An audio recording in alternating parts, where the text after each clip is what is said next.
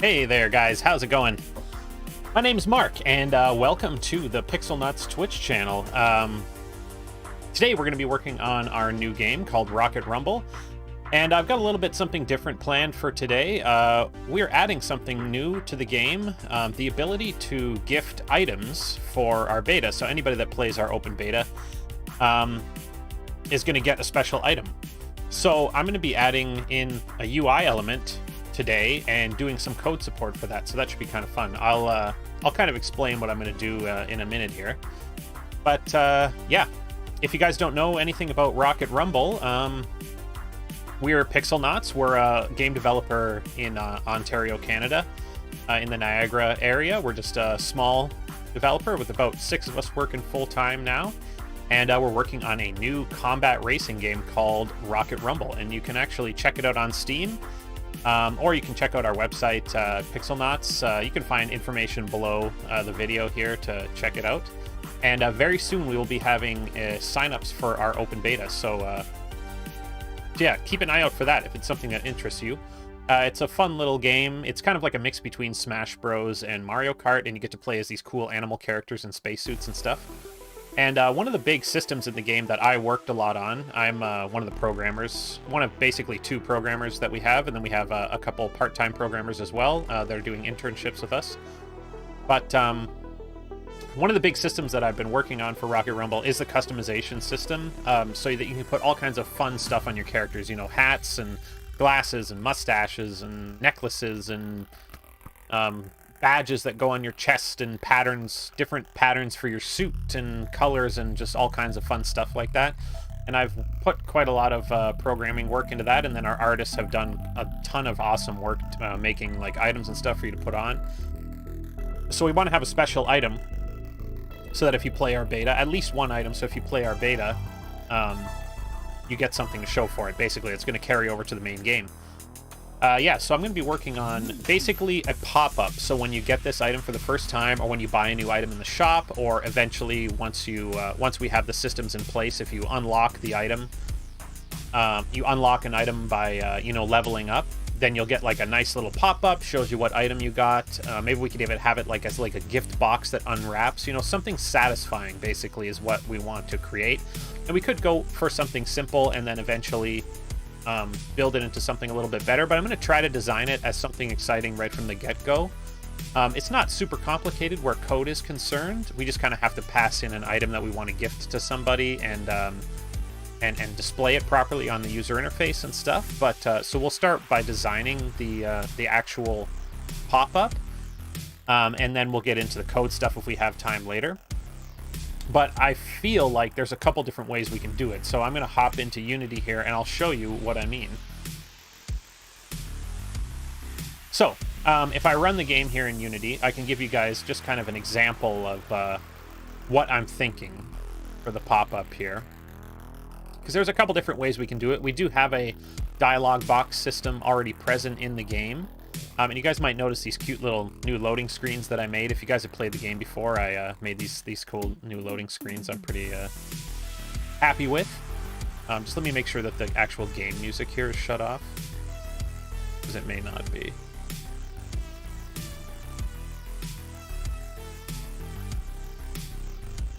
Oh, crap. Gotta load up my volume mixing app thing. And oh yeah, it looks like it's already muted, so we're all good. But yeah, so you guys have probably seen the UI lots, but basically I feel like there's a couple different ways we could do this. There is a pop-up that we have here already. So there's a menu like this, right, where when you are on the main menu and you press play or race, it gives you options of what you want to select. I probably want to do something like this, where it like dulls the background and there's an item icon that pops up, and it's cool and, you know, exciting to see. I'd like to do something like that. But we could also do something a little more simple, like if we go to race and then open quick play and then cancel our search, you can see that we have like this little dialog box thing here. But for unlocking an item, I don't really feel like that's very exciting. That's more of like an informational pop-up, like, oh, do you want to quit the game? Do you want to leave the queue that you're in? I feel like that's what that pop-up is well designed for, but I don't know that I really want to use a pop-up like that for something as exciting as getting a new item. That has to be, you know, I feel like that should be a full screen, something really, really fun and exciting. So I'm going to try to do it something a little bit more like this menu here. I'm trying to think if I have any other good examples. We have this addition, like a party menu here that Ben added, and we could do something like this too. But again, I think this is a little more utilitarian compared to what I'd like to do.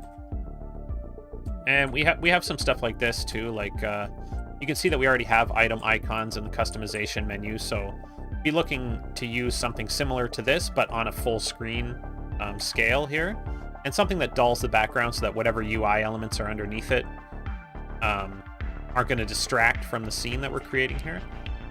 So with that in mind, I'm going to open up Paint here. And we can just noodle around with some ideas for a few minutes here.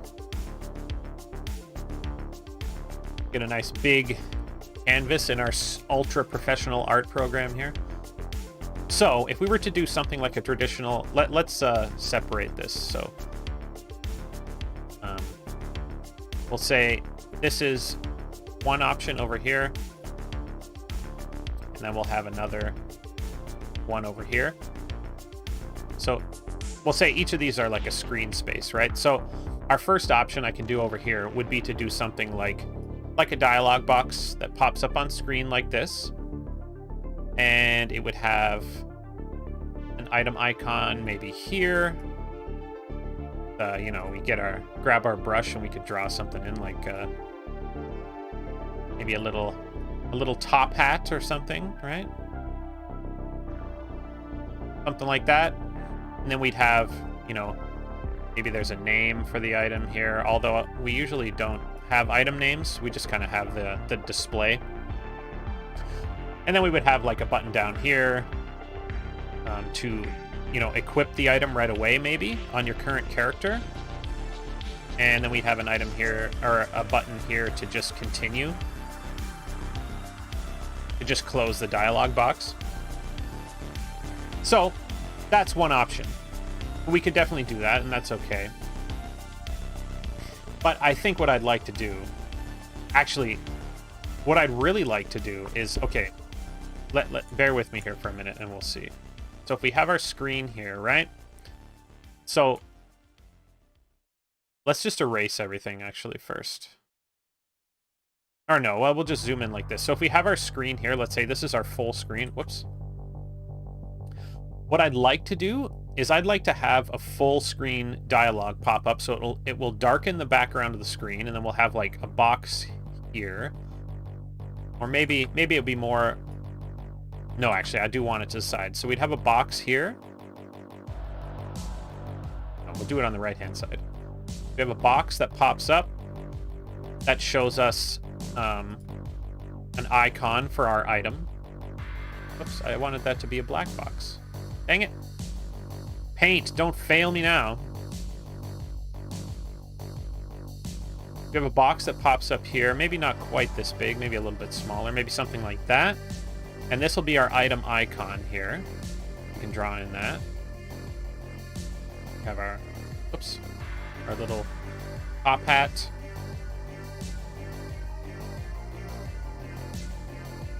And that'll show us, like, you know, in general what item we're getting. We have item icons for all of our items that are just still images. And then we'd have the buttons right here. So we have, you know, equip. And then we could have a button here for continue, just like the other screen. But, see, what I would like to do with this menu is that, first of all, this starts... you wouldn't be able to see the item at the beginning. So it'll be covered, and then it'll pop up, and then a 3D item will appear over here. So you'll have your full... Oops. You'll have your full 3D top hat item over here.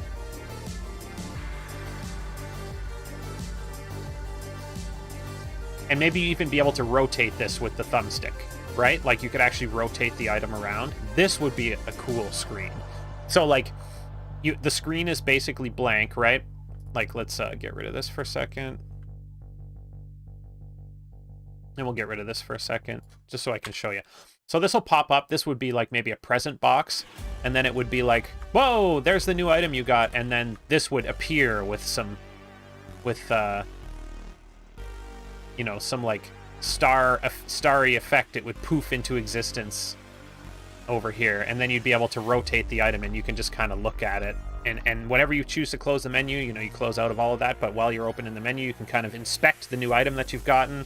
And you can choose whether to equip it on a new character or on the current character that you're using. I think that would be really cool. And it would be a really nice way of showing off the customization items.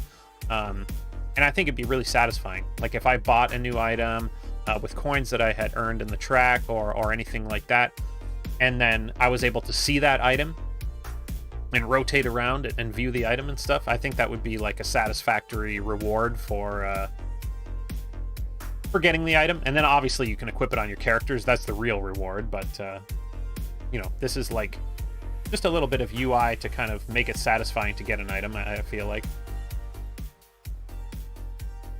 So open up Notepad here. So the first thing we're going to need to do is design the user interface page. And that user interface page is going to need a item icon, area, and equip button, a continue button, and it's going to need a 3D model render.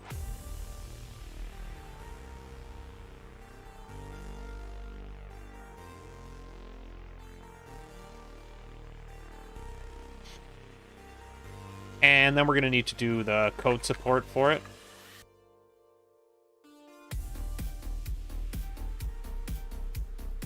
Basically, what we're going to need to do here is we're going to need to write a function that customization accessory can be passed into. And that function will display all the relevant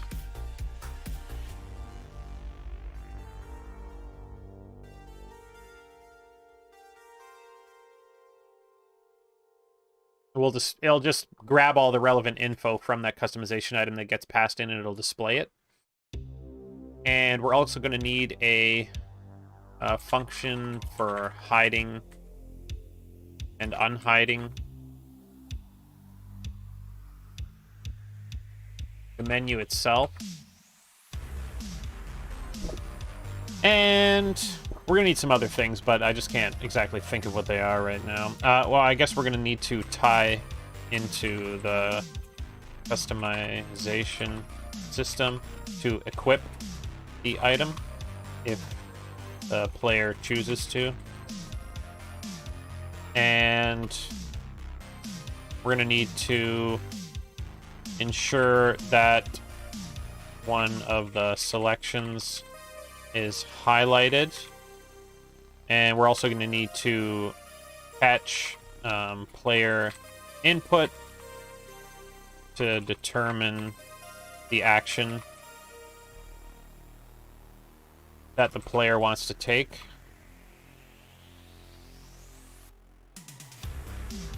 And we're also going to need to do one other thing that I was just thinking, and now I forget.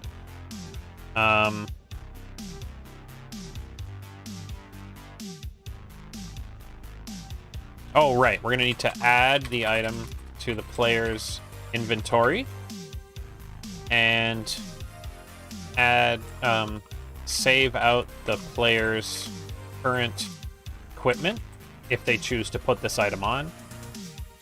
There's lots of different stuff we have to do for code support, actually. Possibly play a visual effect when the model appears, and catch input on the thumbstick to rotate the model as well. What else? We're going to have a delay coroutine that kind of animates on a timer. It won't be true animation, but it'll kind of be like a fake animation of the menu, everything appearing on the menu at the correct time here.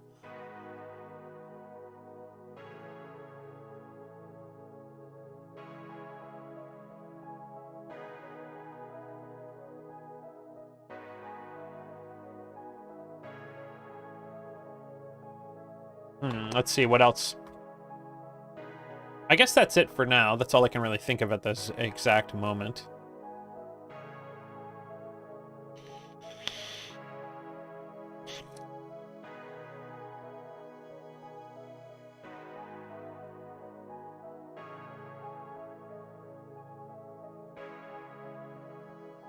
And I guess we could put this at the top, but we're going to need references to the UI images and stuff, just so we can set the things accordingly. Oh, sorry. Actually, I'll be right back. Somebody's at my door with a package.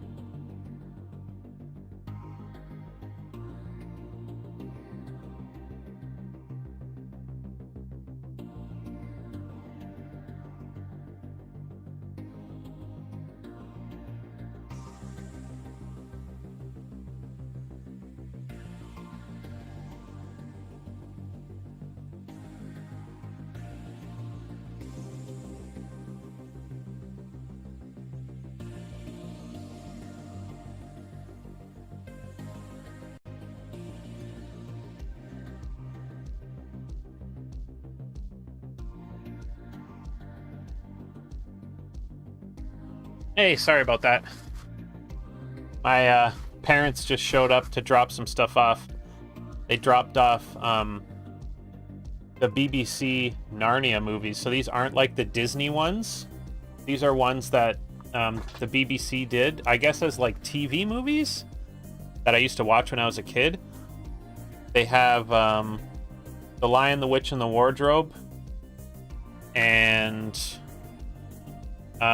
Prince Caspian and The Voyage of the Dawn Treader, which is actually two separate books, but they have them both as the same. It's like a two-part movie, basically. And then they have The Silver Chair as well. They're pretty good. Like, when I was a kid, I loved these movies. So I wanted to show them to my kids, too. Cool. Anyway, where were we?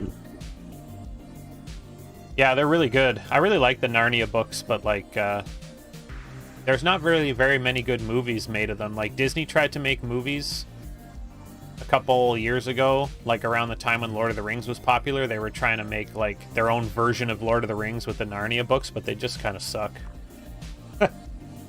I don't like them anyway. I thought they were crappy, and they kind of stopped halfway through the books because I don't think they did very well. And he also gave me a hard drive to plug into my TV with a bunch of movies and stuff on it too, so...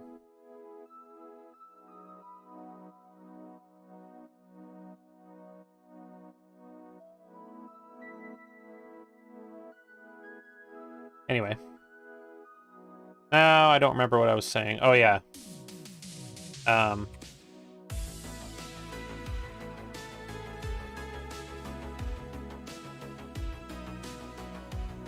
So we need item icons, a model renderer, VFX slot, maybe. I guess that's about it. It's not a super complicated menu. Yeah, that's pretty good. That seems pretty good. But yeah, I'd much rather do a menu like that than just the boring dialog box style. I just don't think it's exciting enough if you're trying to get, if you're like grabbing a new item. You want it to be something really fun. So, I'm going to open up my menu scene here.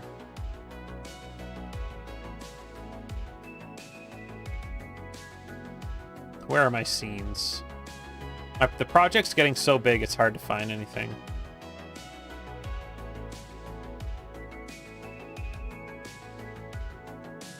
Here it is. There's changes to it. Who's got changes? Ben, Alex, and Daniel. Jeez. That's no good when there's like a lot of changes to something by a bunch of different people. That sucks.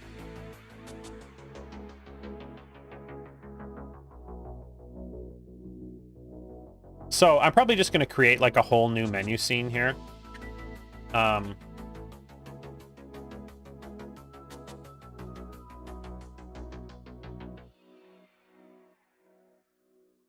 Yeah.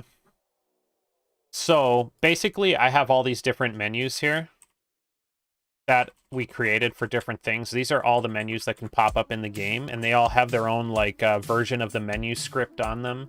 So I'm just going to make... I think I'm just going to make a new menu. So the thing about making a new menu is that it will disable whatever menu was active underneath it. So I'm not sure if that's exactly what I should do. I think it would be okay though, but the problem is that then I have to grab whatever menu was active when this new menu gets activated. So I'm not sure whether I should tie it into the full menu system or not, or just tie it into like the dialog box system possibly, but just do it differently than the way the dialog boxes have been done traditionally for the other things. So let's see, what menu could I start with here?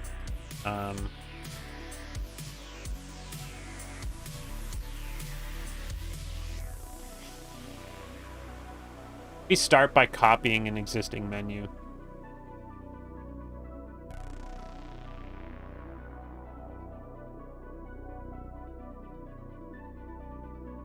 Maybe the splash screen, maybe the load screen.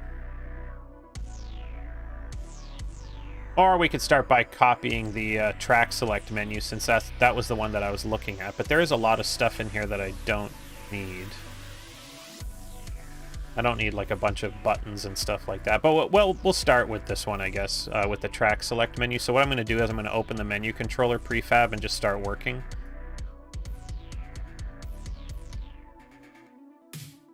So usually what I like to do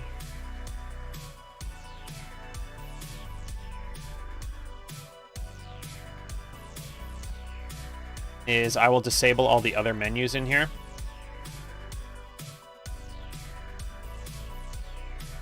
Except for the ones that I'm working with. So I want to disable everything, basically, all this stuff. Except for the level up menu, so that we can see just the... or, sorry, it's not the level up menu that I want, it's the track select. Or no, not the track select. It's the play menu. That's what it's called. There we go. So this is the menu that I want to start with. So you can see that this menu has like a blacked out background, but that's semi-transparent, so you can still see through it. And that's what I want for the background of this new menu that we're making. And it does have like a title and stuff already that I can use. So we're just going to duplicate it here in the prefab. And actually what I'll probably do is, how do I turn it off? So right now I'm editing a prefab and I want to turn off auto-saving so that it doesn't have to save every time I make a change. Ah, here it is right here. So there's a little button you can click, turn it off. And now I will disable the original play menu, and now we have our new play menu down here, but I'm going to call this Item Unlocker. The Item Unlocker. And we're going to move it up here. So it's got its new home here. And like I said, there's some stuff in here that we're not going to want.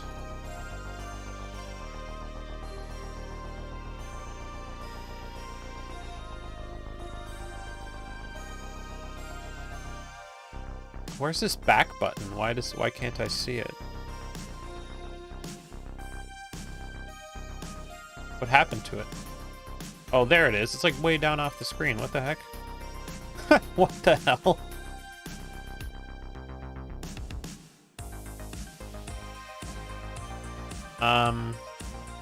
That's weird. So I want this back button. We're going to be moving that. And that's going to be over here, I think. Well, actually, we should probably have it over here, I guess, because all of our other menus are designed with their back buttons over here. So I guess we should have our back button over here, and then we'll have our like confirm button right beside it here. So we'll call this panel buttons, and this will be the one that holds all of our buttons.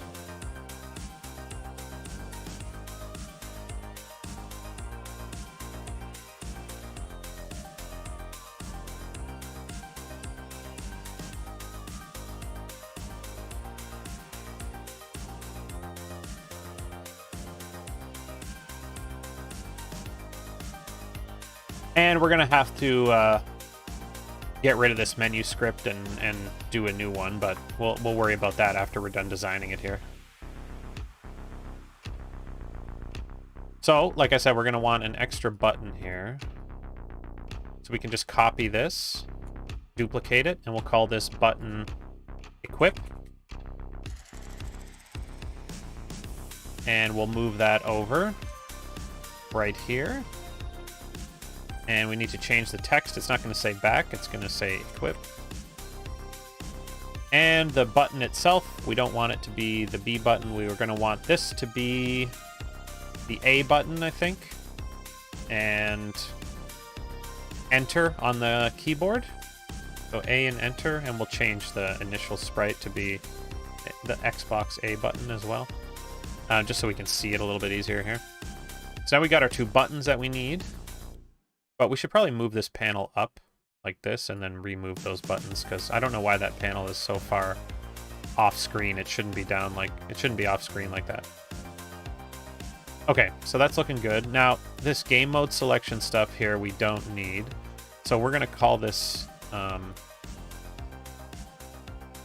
UI, or we'll call this item info. And the title, this is the title for our menu, so this is going to be called, I don't know, maybe new item? Or, I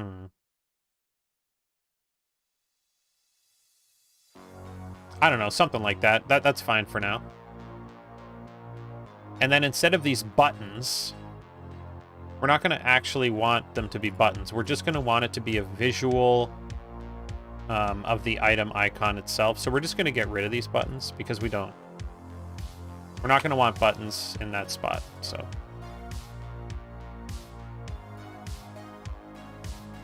and game mode details, We don't need that either, but we could possibly change this to something else. So we're going to get rid of this script here that sets it as game mode details, and we're just going to change this to say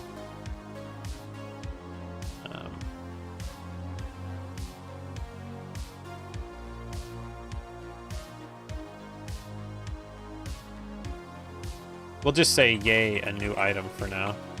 But we'll change this to say something else later, because we're going to want to tell the players, like, if they've unlocked a new item that's going to carry over to the beta, then we'll want it to say, hey, you've unlocked a new item.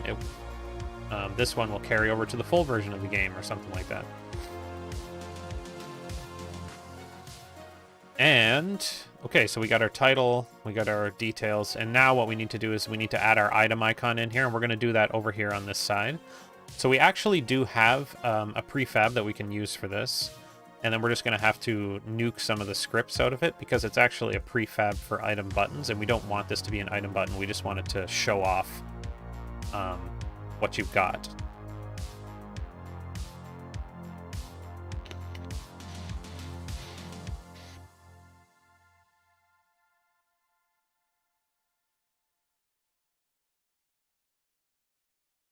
So if I go to my prefabs, and we should have some user interface prefabs here. Button item. I believe this is what I'm looking for here. Let's drag this into here and just see how it looks. Where is it? Why is it not appearing on my screen?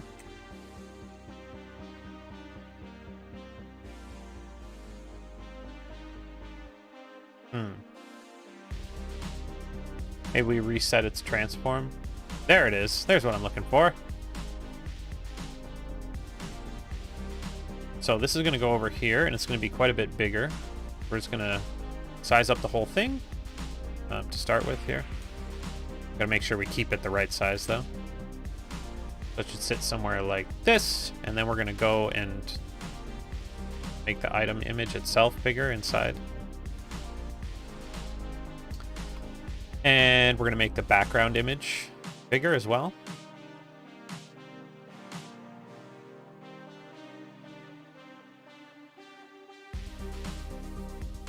Something like that. I think the item image is a little bit too big now.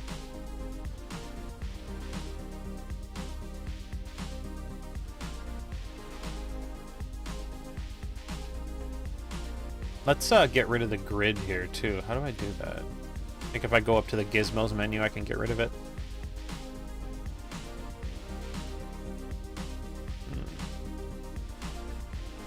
I can't remember. No, I don't see it in here. I can't remember. Do I do Control G or something? Or Shift G?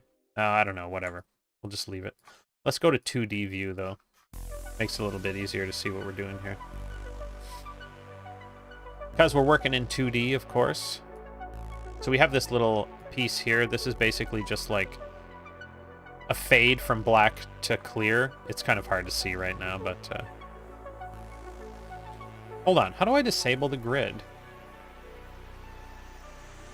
I can't remember. It's just those simple little things.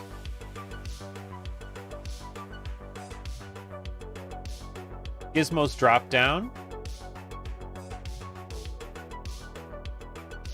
Huh. So it is in here? I don't see it, though. Oh, because it might be called something else.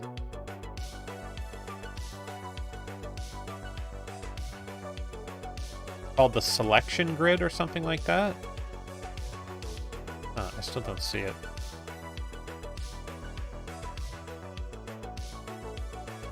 How do I hide the grid in the scene?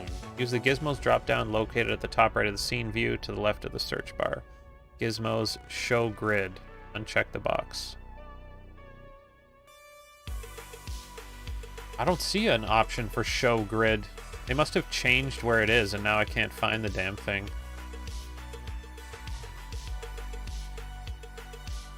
Clipping, camera. No, it's not in there.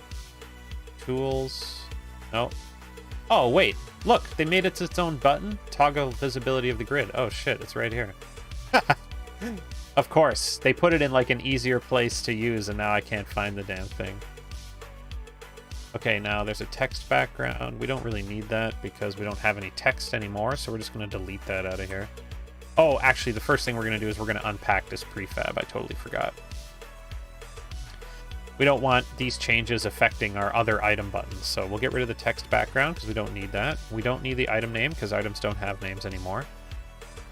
We also don't need this enabled overlay because that's to check if you've equipped the item, but we don't need that because this is a different menu, so we just want to see the preview. We don't actually want to see that. Although,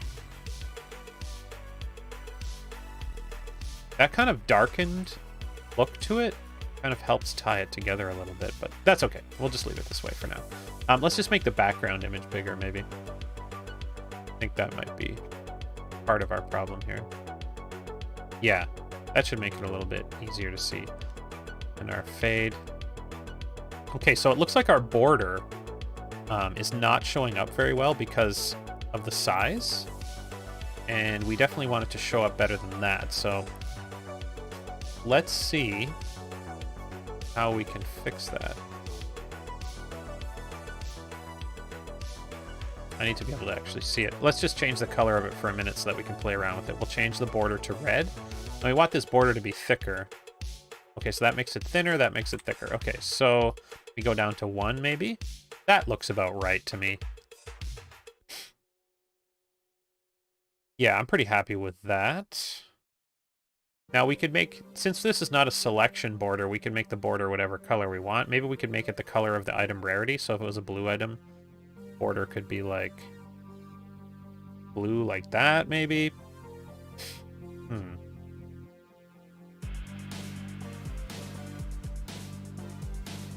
Be a white border. Now the item, the fade, needs to be moved down again, and we'll make it a little bit wider just to make sure it's going to cover everything. Whoops. Now we'll see, you can see what the fade actually does if I pull it up like that. You can see that it's fading out. It's just a gradient.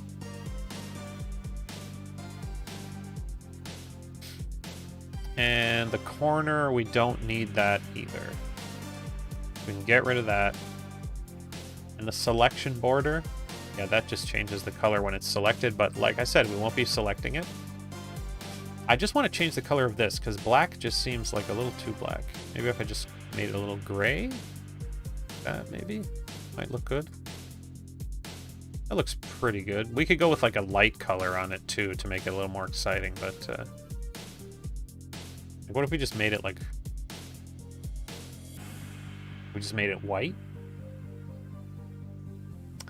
I don't know about that either. This kind of stuff is always tricky. Trying to figure out exactly how I want it to look. But if I try to make it gray, though, it kind of looks bizarre next to all these, like, perfectly white things here.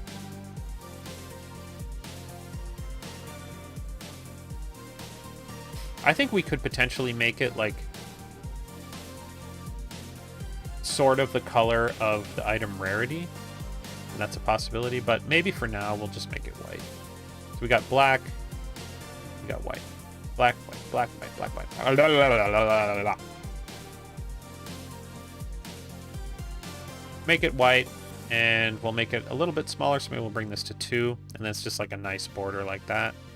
That looks looking pretty good. And... yeah, so we're going to need to remove some stuff in here because, like I said, this is a button that's been previously used. So it's going to have scripts on it, like this item button script. We don't want that. But we are going to want kind of a version of this script that changes the background color here to whatever rarity the item is and stuff. So we are still going to want some of this functionality, but I think the quickest way for us to do that is just to write a new script. Because you can see here we have functionality for the background color. Well, maybe we can keep this. Maybe we can reuse this. We don't need the equipped overlay and stuff like that for this particular one.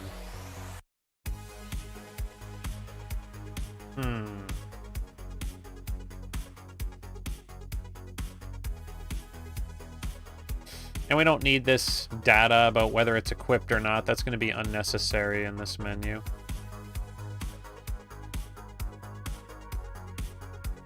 We're going to have to look at the script and see whether I can repurpose it or whether I'm going to have to write a new script that has some of the same functionality, which is also a possibility because it's definitely going to have stuff in here that we don't have anymore in the item button script, because the item button script I wrote for the actual... Well, let's see. What does it do? It's got an on select, but we're never going to be selecting it, so that's not a huge deal. That's right. So we're going to actually have to take the button out of this button. So let's remove the button component. We don't need the animator either, I don't think. But we do need the mask still. You can see what the mask does. It actually just masks part of the image that are behind it. Give you that nice clean look. We got the image and we got the item button. That should be good. And let's see, what does it do? What did I make it do? If I was smart, I should have made it... Yeah, it has the eye select handler, but we don't need to use that. So if I was smart, we should be able to use this. So it's got an on select, but that's never going to activate, so we don't need to worry about that. And on update, it says background color is equal to background color, name is equal to name color. So we can, if we change these at any time, it will update them. So yeah, actually we can use this. This will be fine. We don't need all of this data, so it's not a big deal. And we can write in some new functionality in a new script that accesses some of this stuff specifically for this UI menu. So yeah, we can leave this on. We just won't worry about some of this missing information here because it's not going to be necessary in this menu for now. And we may need to go in and be like, if that's null, then don't do something, but we'll figure that stuff out later. So now we got this little piece. Now what was the other thing that we wanted to do basically was experiment with having an actual model of the item that you could rotate here. And figuring out how exactly I want to do that, because we've kind of recently discovered that using render to texture, which is how I would typically do that, is kind of shit.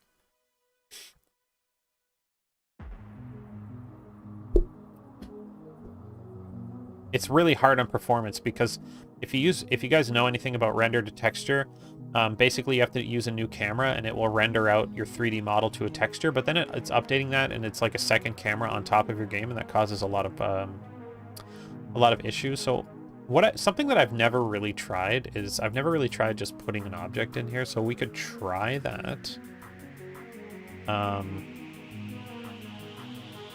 So let's go get one of the models for the customization items. Also, we're going to change this. Let's change these images to reflect that new image that we got here. So it's not going to be a top hat. We're going to need to find Vince's new image here that he made for the beta item.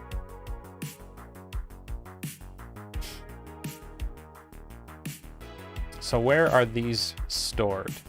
They're in assets, art, customization, icons. Okay, so let's look at that area. Okay, so here's a project view for that right here. Okay, so these are all the chest items. Now, what kind of item was it? Got a bunch of glasses here. Let's increase the size so we can see. So those are not beta items. Ah, here it is. The beta headband. I'm guessing that's the item there. So we'll just change it to that for now. And you can see that our icon should update. Yeah, it's looking nice. Actually, looks really good. I love that. It's hilarious. We got a little tree one here too. I might be giving spoilers here. I'm not really sure, but you know, anything's kind of fair game in our game since we're publicizing the creation of it. So the one thing I do want to check is what would a pattern look like in here? Yeah, that's fine. That's probably fine. We'll change that back to our beta item, and it looks like maybe it's a little bit over to the side here. So if we make it just the full size.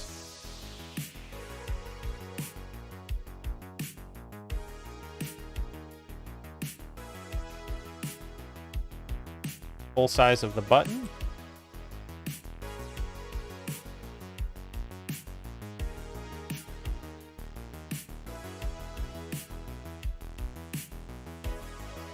Just like that, maybe? Now what would a pattern look like in here?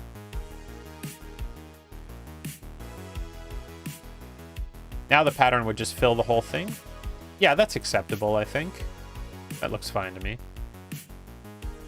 Now, I guess that's the one thing. If you're unlocking a new pattern, that's going to be hard to show off.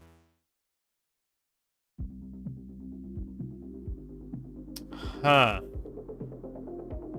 I didn't really think about that. How would we show that off?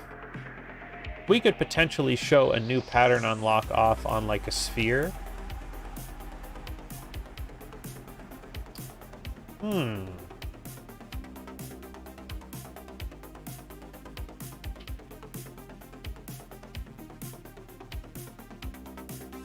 Yeah, to be honest, I never really thought about that.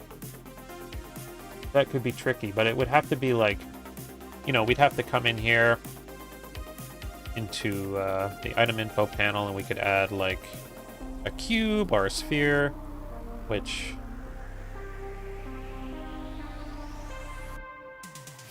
is either very small or I just can't see it. Yeah, I see it there. I see it there. Now what if we increase the size like that? Yeah, here we go. Here's our sphere now.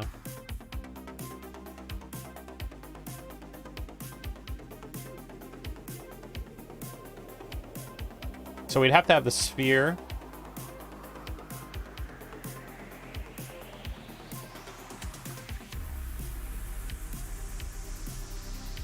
And then I guess you could rotate it. Seems like that's possible. Something that actually works, I guess. And we'd have to put the...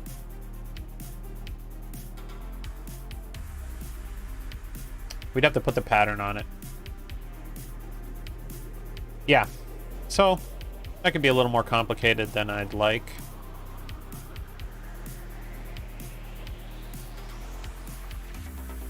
But we can still work with it. Let's just try with just the items for now and just see exactly what we'd be dealing with here. We can always change this menu up to just show the icon later if we don't think it's going to work. But it looks like I can actually put the 3D object here. And then if we were in the game, it should have some lighting on it. Although, it's still going to work better as a rendered texture.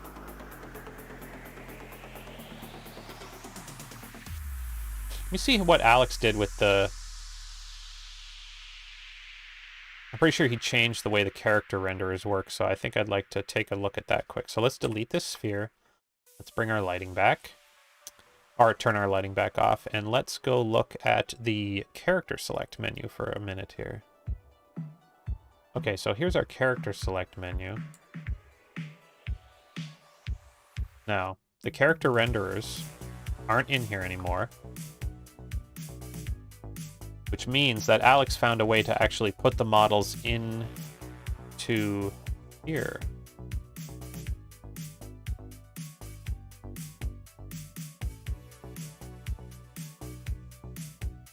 Okay, that's the wrong spot. So it'll be down here, I guess. Player slot 1. We got a background. Got characters. Oh, it looks like it is still a render, but where's it rendering from? Yeah, render texture player 1.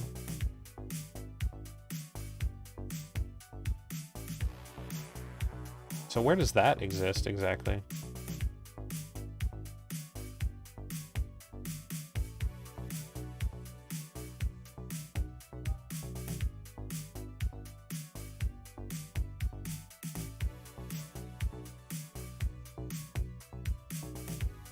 Render texture player 1, custom render texture. And the models are being rendered inside of that. Okay, so let's save. Okay, well, here's what we're gonna do. To make sure that I didn't make any changes to that. Let's reactivate everything here.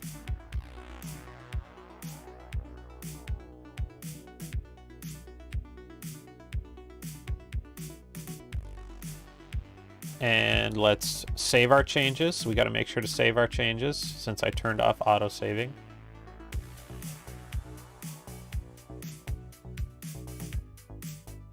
And then let's go back out to our actual menu scene and see where those character renderers are, if they still exist in this scene.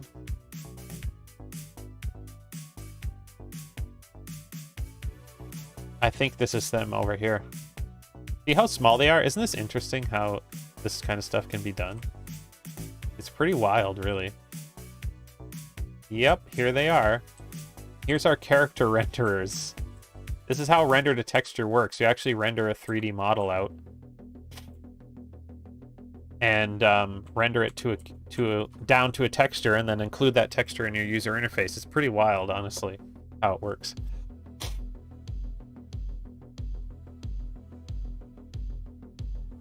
Where'd my headphones go? Oh, they fell off my desk. Uh-oh. They're all wound around everything. So this is the way I would probably do it. For now, anyway, we can just do a simple render to texture with the item just kind of floating and put some lighting on it to make it look real pretty.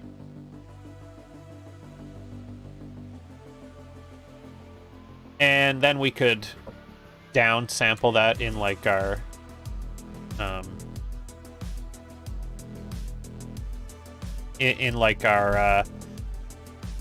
on normal graphic settings or low graphic settings, we can have it just be an image.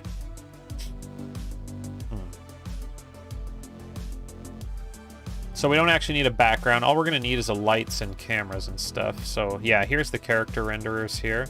So let's see exactly how they work. Character renderers, that's a script we don't need right now. So they've got a camera and lighting, rim light, key light, and a key rim light. We could probably just copy this, honestly. And they've got a player pivot that has the players in it here. And they've got a background. So we're just going to copy this. We're just going to copy Alex's work here. Paste it out. And we're going to call this one something else. So instead of a character renderer, this is going to be our customization item renderer. And we're going to make sure that this is in the right spot. Oh, yeah, that's right. We're going to need to... Wait, actually, a minute. No, I need this to be in the menu controller, though. Shit. But these aren't actually part of that. Can I just do it like this? Yes. Okay, there we go. So we got our item unlocker.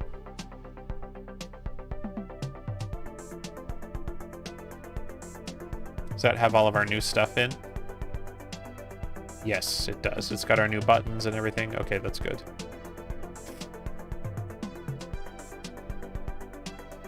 And now we have our new customization item renderer, and it doesn't need to be player 1 or player 2. We're only going to have one of these. So where is that going to be in the scene? Okay, it's over here. Probably an okay spot for it. Let's move it over near the character renderers just so that we can have all of our renderers in the same spot. Okay, so here it is over here. Now we're going to nuke the background because we're not going to need a background for this. Oh, shit. Okay, this is a prefab. Let's unpack it.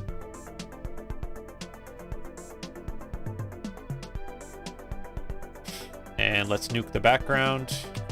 It's still going to want us to do this in the prefab, right? But these aren't actually part of the menu controller prefab. God damn it.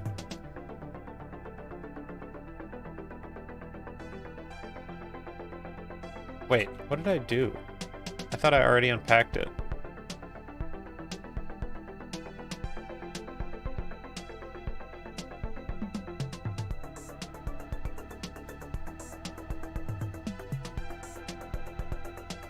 I may have just done something wrong. Just give me a second here. I just want to make sure I didn't screw something up.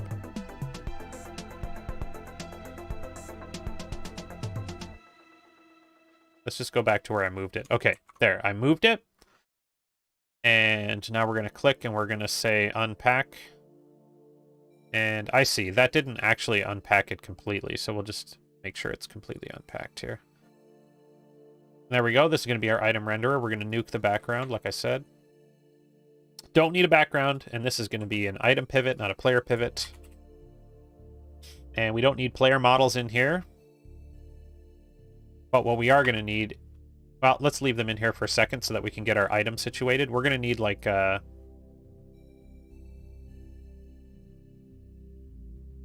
going to need a customization item in the same spot and size as these things. So let's go out and grab one, and we'll just use it as the default. Why can't I see anything in my project? What the fuck? Why are my project views empty?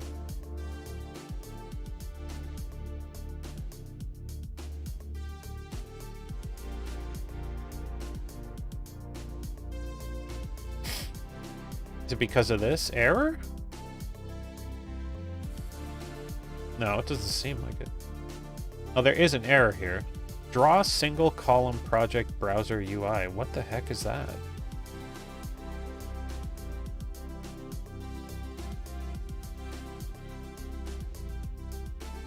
What's it complaining about? It's a Unity error. Softlock view controller dot draw single column project browser UI. Unity engine dot rect draw rect system string asset GUID. It's having trouble drawing my this? What the hell? What's your problem, Unity? What's going on with you?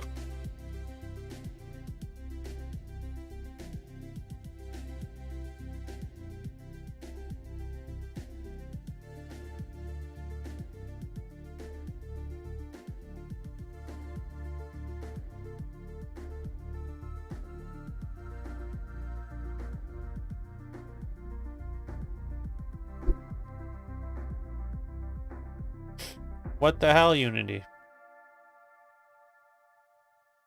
Okay, whatever. Let's just save this then. And...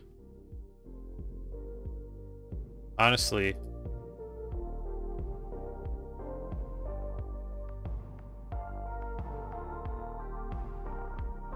there we go! There's my stupid stuff that had disappeared for some reason. Okay, I created this new script, but we don't actually want that. I just did that to try to get my user interface back here. Okay, so... okay, we're back in business, it looks like here, so... like I was saying, now we need to go out to our prefabs. We need to find one of our customization items, and we need to use the model just as a temp model for placement, and then we can swap it out for the different items.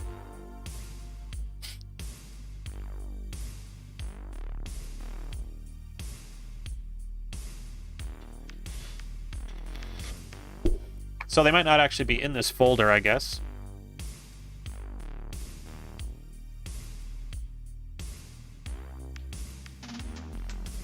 Where are those customization item prefabs? They might be in here. Ah, here they are. Prefabs. Let's go with a head item first, I think, because those are typically the biggest. Let's see, what's a nice big one we can use here for sizing purposes? The chef's hat? That would be a good one. Well, I guess we'll just use the beta hat, since that's what we're working on here. Let's grab our beta hat prefab here. And we're going to add it to our item pivot here. Like that. Ah, it's already in the right spot, so that's good. So let's...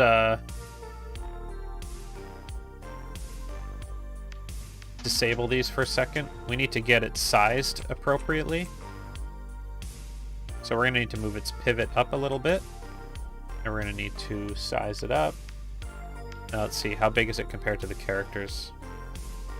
Oh, let's turn the lighting off for a second here. Okay, so there's a character. Here's the beta hat. Okay, so...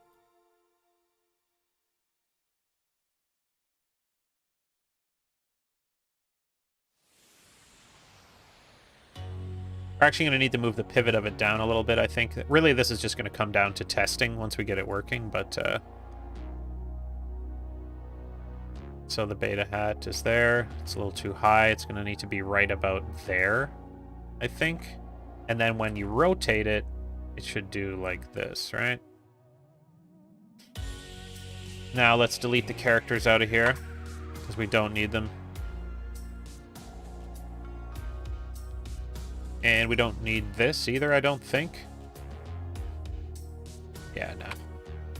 So we got all our lights, and they're going to look insane right now because we're like so close to it. It looks like it's freaking glowing. It's not going to glow quite that much in the main game, I'm afraid.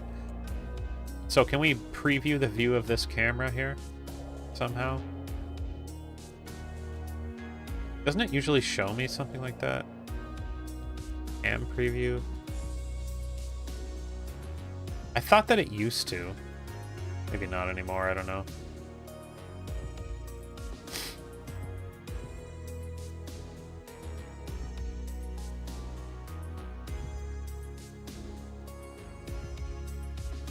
Let's reset that. Yeah, I guess we'll just create the render texture and then we'll figure it out. We'll figure it out just in place here. We may need to change some of the lights, but you know, Alex is good at setting up lighting, so I imagine his stuff is nice anyway. We probably don't have to worry about it too much. But we do have this character renderer script on here. Now we're going to need to kill this off. And we're going to need to add a new script to this. We're going to create a new script for the item renderer. It's going to be like our new thing. So let's see, if we go to our item pivot and then rotate, is it going to be okay? Yeah, it looks fine. It's still zeroed out.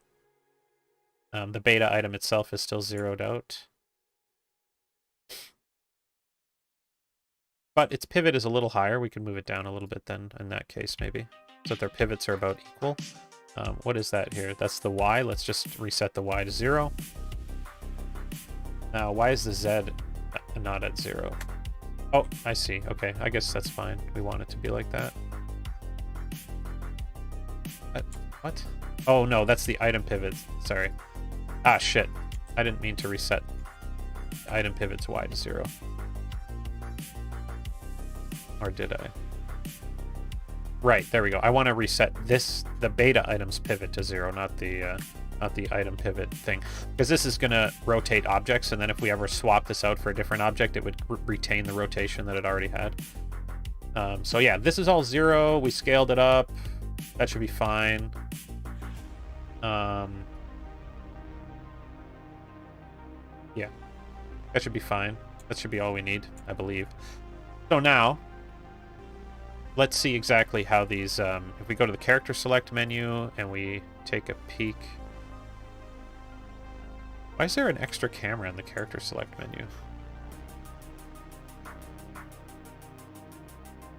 Oh, I see. Somebody set up a new camera for it. Somebody changed it to like be a world space menu or something here. Yes. Oh, it's screen space with a camera menu. Okay. Somebody's changed that a little bit. That's why it's got an extra camera, so that's not a big deal then. But what I want to do is I want to look at these player panels and see exactly how the renderers were done. So here we go. Here's our render texture.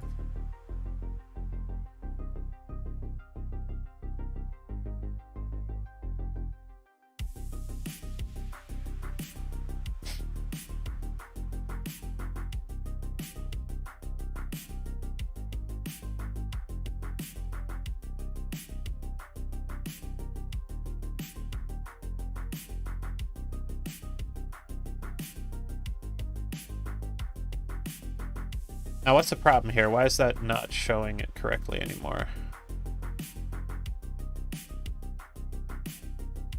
It's not showing the render texture anymore. What the hell? What did I do? Oh, it's showing the beta item one now? Oh, no, there we go. Now it's updated. Okay. It just wasn't updating properly, I guess. So, this is a raw image with a render texture on it. Let's open a new project window here.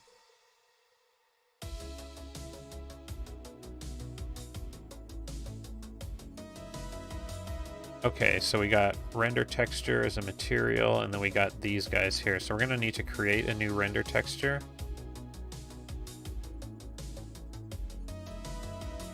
What does that look like? Okay, let's just copy this. We'll go into Explorer and we'll duplicate that.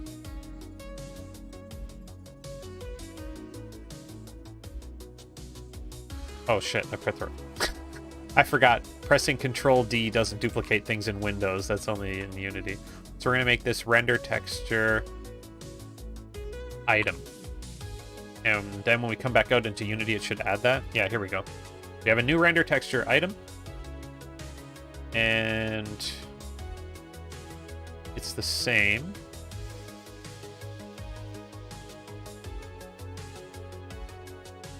So how does it know to render it to the thing that I want?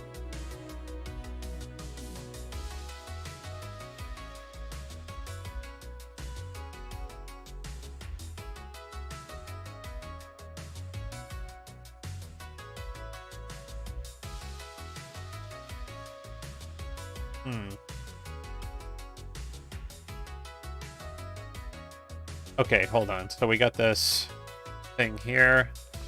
It's a raw image with a rect mask. So we're going to copy this too. But how are we telling it what to render out here? That's what I don't understand quite. And if we go back down here to the character renders, maybe there'll be an answer here.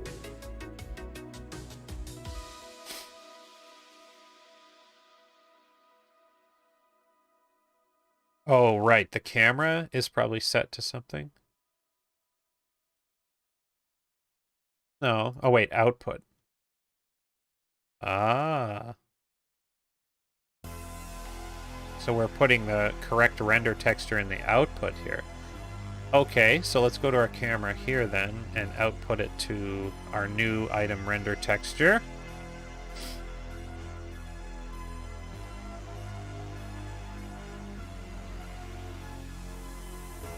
And then we're going to go up to... Oh, next what we're going to do actually...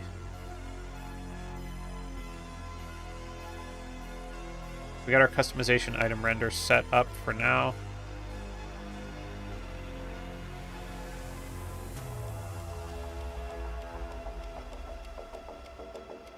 Here we go. Look, it's rendering it, but it's off screen. So we do need to adjust the pivot then more for our customization item renderer. Let's go. So our item pivot is too low by the looks of things. We're just going to move it up, maybe like that. Now let's see if that helped. Yes, that's exactly where we want it. But it's a little bit too big. So we will downsize this. Actually, you know what? We have to zero this out because... Oh, wait, no, sorry, not zero it out. Has to have a scale of 1, Mark, you moron. Okay, so what does that look like? That's much too small, obviously. So we're gonna increase the size of the item pivot here, so that when we bring a new item in, it will automatically be the size that we want. Okay, still not quite there.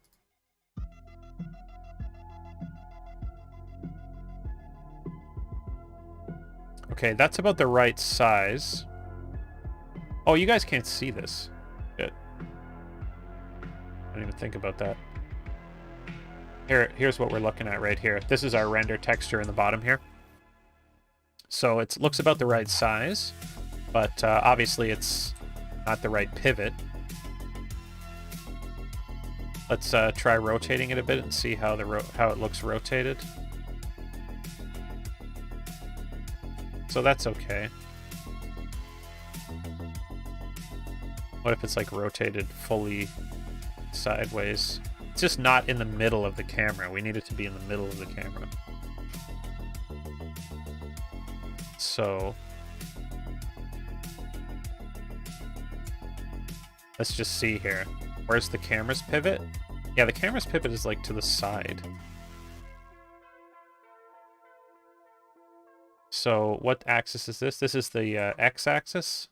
We want the x-axes to probably be the same, so 45. So now if we look at the camera and the item pivot locally, please. They should be at the same position, and that should hopefully make our render texture work as intended. Yes, so I know you guys can't see it here, but it looks like it's about in the center now. Sorry guys, my nose is getting really stuffed up. Just give me one moment here.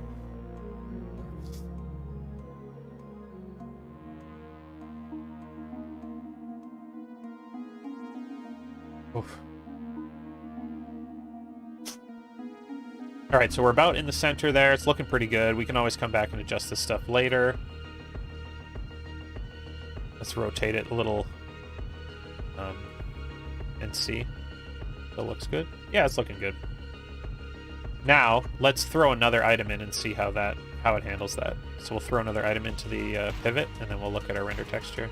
Whoa! That's a little big then. Okay, so our item pivot. So we got our chef's hat, our beta. At least they're in the right location here. So we're going to need to make our item pivot just a tad smaller because it's a little too big now. Now, how does that look?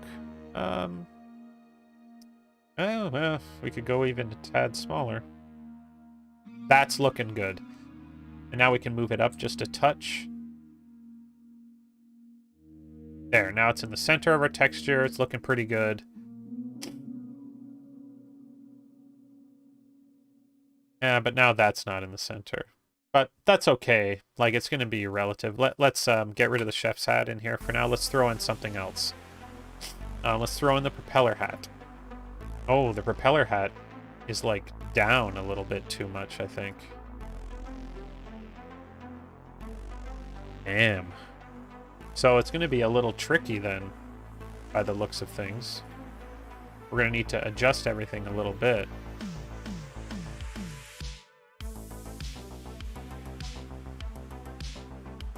Well, no, actually, you know what? Okay, hold on. Let's do this. Let's grab every single hat we have and throw them all in here. And we can see that some of them are sinking pretty low. Oh shit, I threw the old ones in here too, like the top hat. I didn't want that. These old ones, let's get rid of those. We just want our new items to see what they're gonna look like. And it looks like their base pivots are like all over the place for some reason. Damn, that makes it a little bit annoying. That's gonna make it hard to display them properly. God damn it.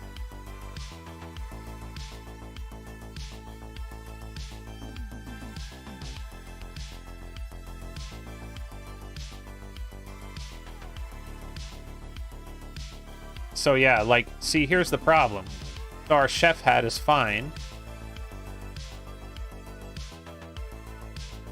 But not everything will be. Like, our knit hat and our helmet, those ones look like they're going to be really low. We're going to have to adjust those through code. Yeah, both of them, the knit hat and the bike helmet, are both very low. So if we look at the bike helmet in our render texture, what's that going to look like? Yeah, it's like off screen. Damn, dude. That's annoying.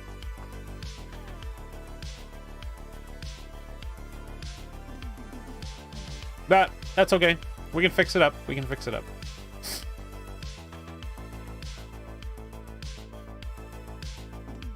I'm making a render texture for the items.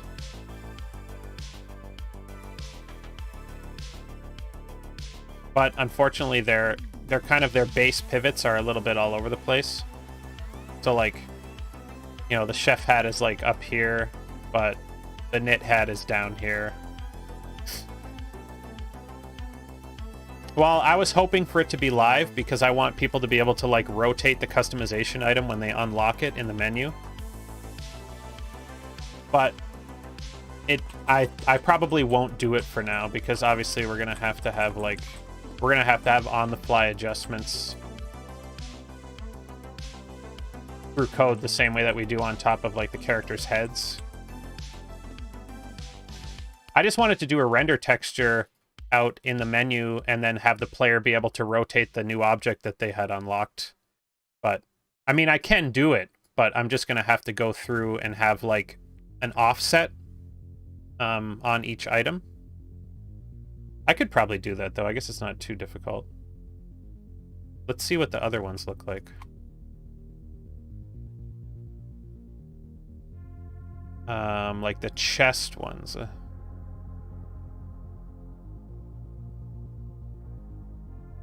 So we got the sheriff badge, and then a ribbon.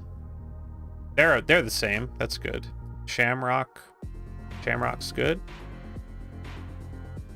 Participation badges look good. So they all have the same pivot. So that's fine. I think it's just the hats, probably.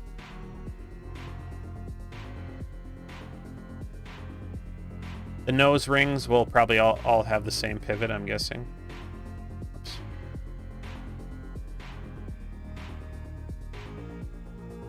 Yeah, they all have the exact same pivot, so that's good.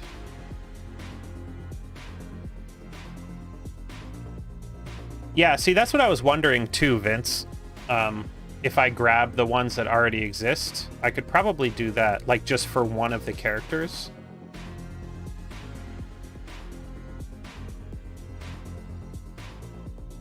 That could probably work. And actually, it doesn't look as bad as I thought, because all of these ones are, like, pretty similar. I mean, the gas mask might be different, I suppose, but... I love the lobster so much.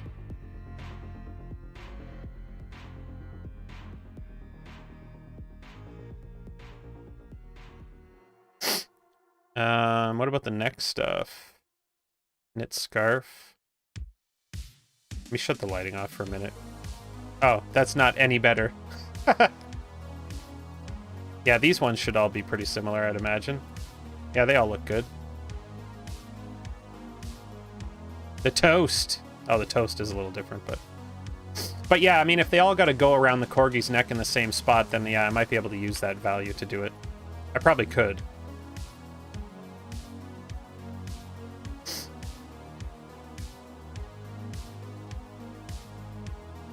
Yeah, it could depend on how they hang a little bit. I'm going to get it set up and then see how bad it is, basically, and try to go from there, I guess. So, I've got my item renderer set up. The toast sits pretty high, but the necklaces hang low, yeah. Yeah, that's true, because the necklace is...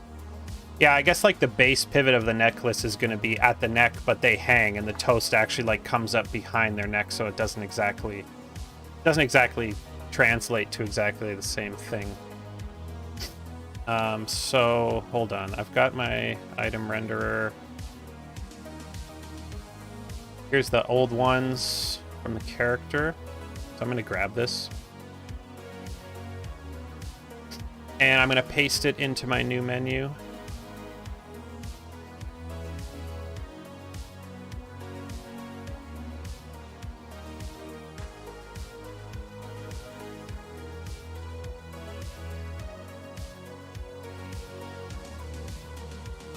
Let's shut off all the other scenes again so that I can see what I'm doing. Okay, here we go. Here's the item menu.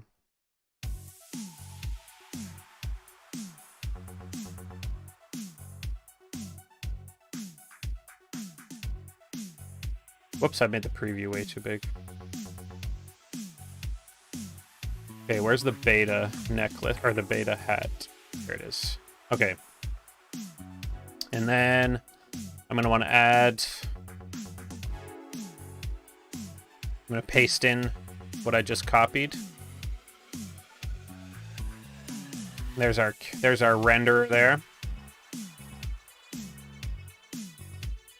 And we want it to be the new render texture that I made. This is it here. Yeah, there's the item render texture. Oh, and let's throw an item into that so that we can see it here.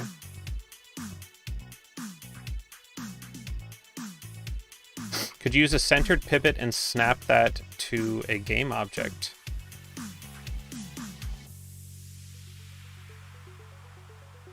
Yes. Right. So you're saying snap the center of each of those prefabs so that the center of the model would always be in the center of the render texture.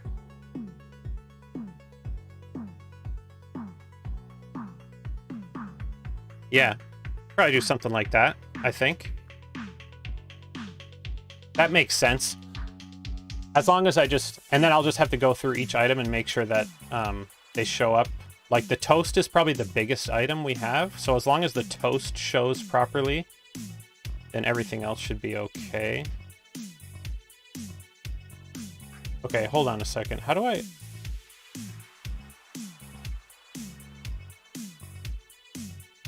Oh, right, that's down to the camera. I have to change the camera. Okay, so let's throw an item into the pivot here. Let's do the beta hat. Here it is. The other thing is, for now, I could just use the beta hat and work on making it for every item, because really the only thing we're going to use the dialog box for the beta is just for this hat. So if I can't get it working for everything, then I can just have it just be the beta hat for now.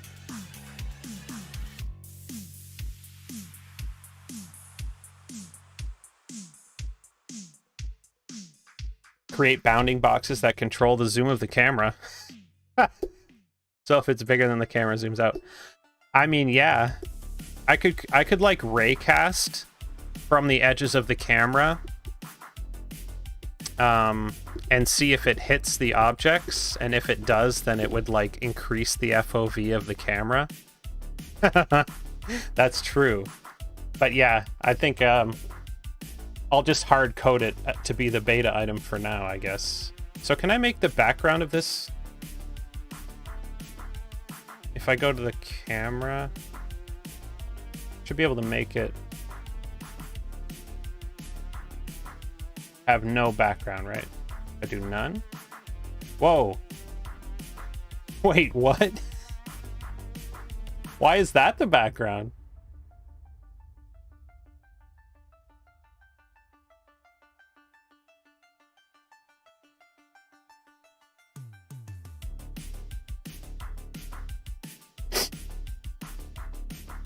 It might be behind it in the scene. Yeah, maybe. Oh yeah, it probably is actually. Where is that? Damn it, focus on it.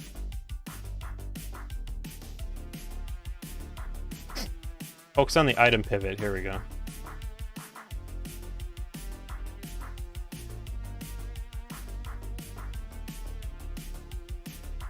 Wait a minute. Oh, I'm in 2D. I was like, why the hell can't I rotate around this right now? It doesn't actually look like it's behind it in the scene.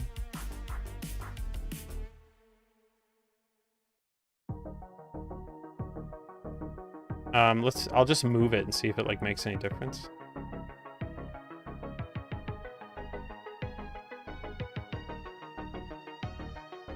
Oh, yeah, you might be right about that too.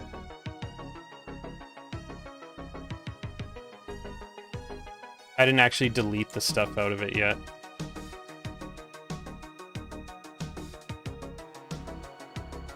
Oh, holy shit, it's like way off the page too. That's what I get for working on it in 2D.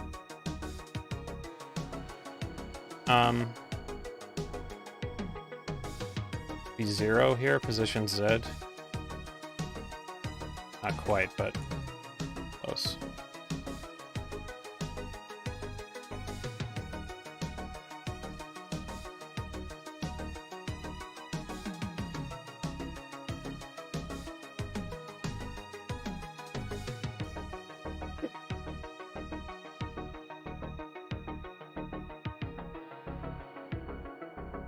Zero won't work.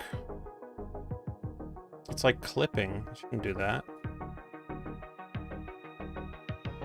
Well, I guess I can just make it like 0.1 or negative 0.1.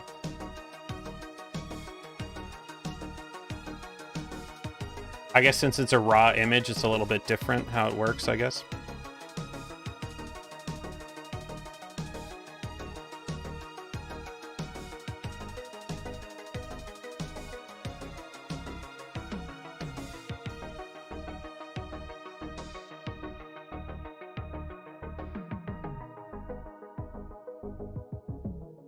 Maybe it's because of this render texture thing.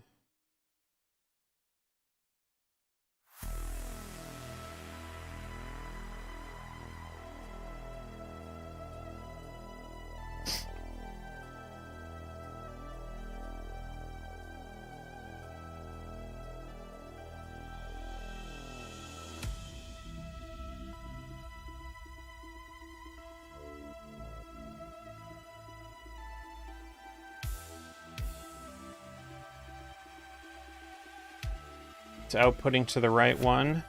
Yes.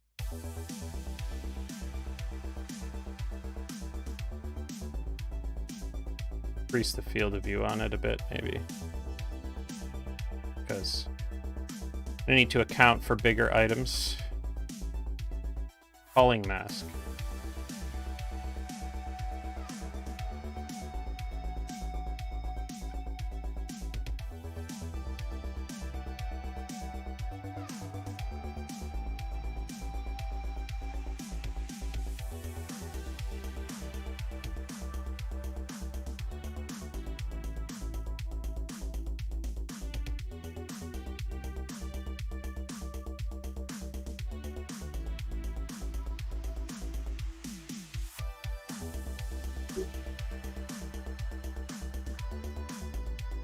Let me disable these character renderers and see if that makes any difference.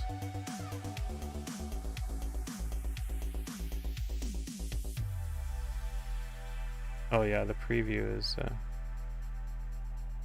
doing something weird.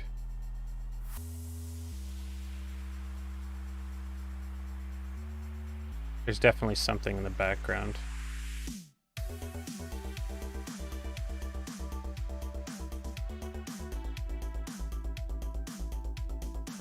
Oh, maybe I'll just have to give it a background. I don't know. That would certainly make it simpler. Just in case there's anything loading in the background.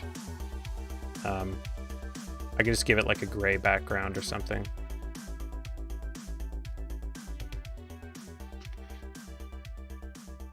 Because we do have lots of things that load in the background of the game, and it might end up with like a track object or something stupid like that. I could imagine that happening. Okay. So, these character renderers. Let's turn them back on.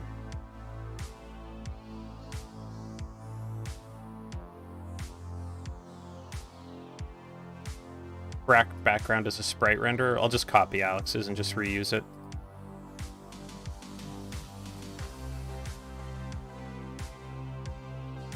This is the only thing I hate about working in prefabs is it's like it can be annoying with where things get placed and then it won't let you place it where you want without opening the prefab and stuff like that. It can be a pain in the butt.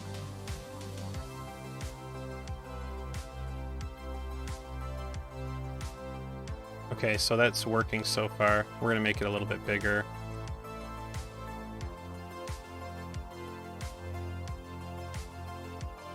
And we're gonna get rid of some of these elements.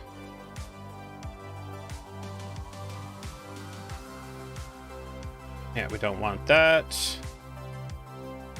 We don't want any of that. Get rid of those. We don't want the number either. We just want the background. So I guess we can just nuke everything and we just want this. And we can make this gray for now, but maybe I can change this to be like the color. I could maybe just make it blend in with the Oh, you know what I could do? I could make it into the checkered flag material, maybe.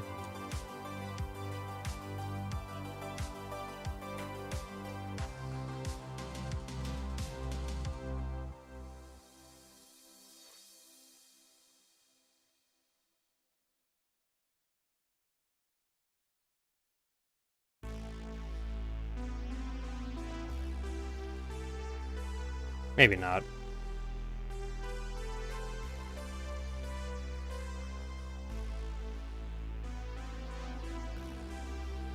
Well, let's see. If I have it like that, what's it going to look like in the menu? It probably won't look too fantastic, I don't imagine. Yeah, it's not really going to look that good like that.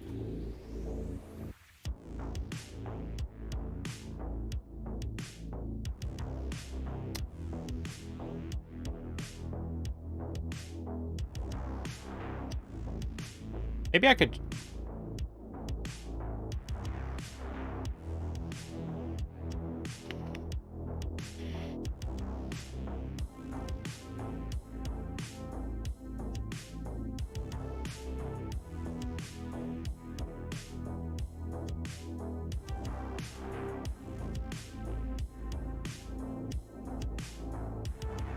Let's try getting rid of the background again here.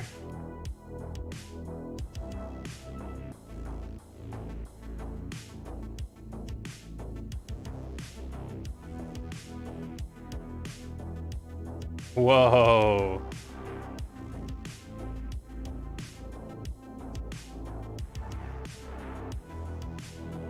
That's so weird.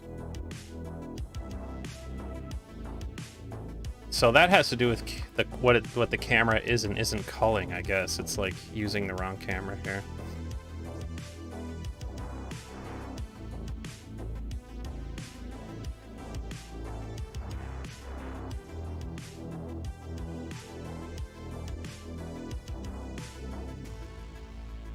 I could make the clipping plane not as far, maybe? Well, then it shows that again, though. That's weird.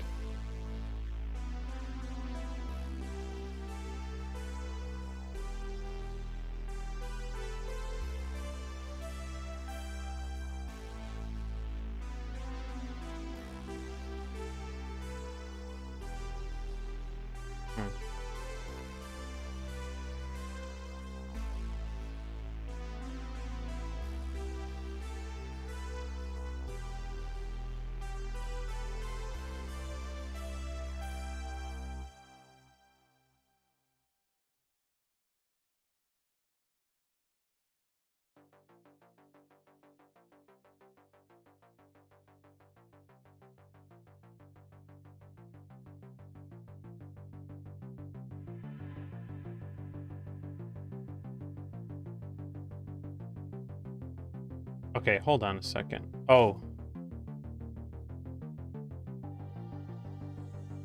So it's showing everything, so I guess I don't want it to show everything, though. What is that tagged as? What are these items tagged as? They're untagged. Or they're on the default layer? Damn. That's not going to help.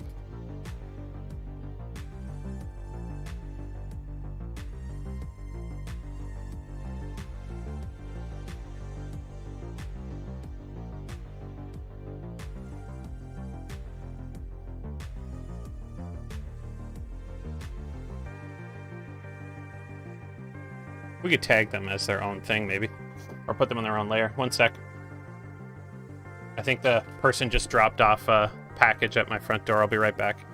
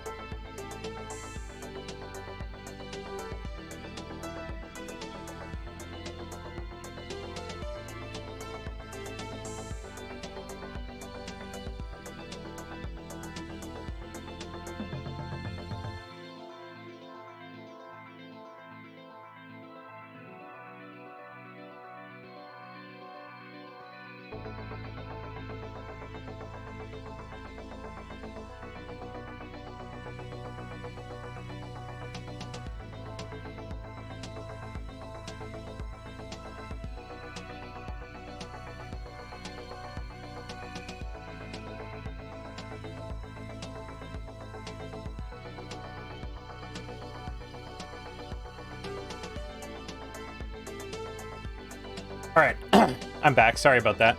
It was actually just Luna getting home with our poor kitty cat.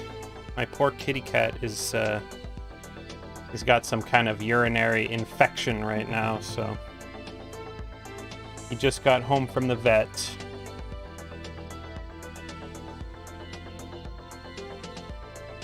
Poor little doodle.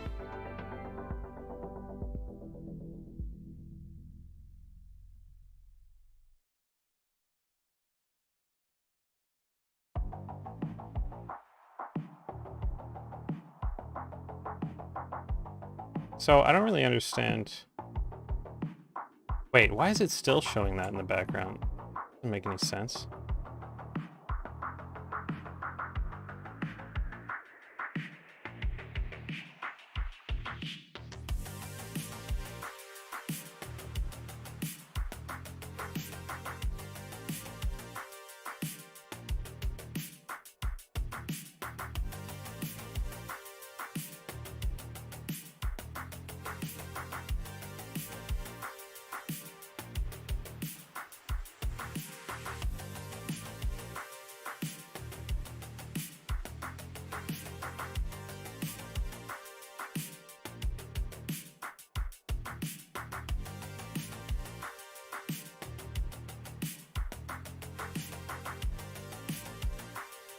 Hmm.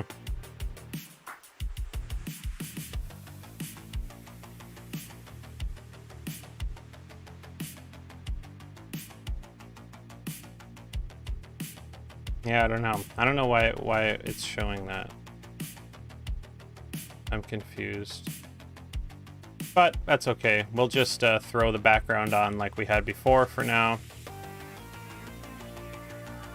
And we'll just continue with it this way until I can figure it out. But what I could do is, instead of showing the item icon, I could just show the model, like in the middle of the screen, and let you rotate it. And that way we could still have this background, and I could kind of put this button frame around it.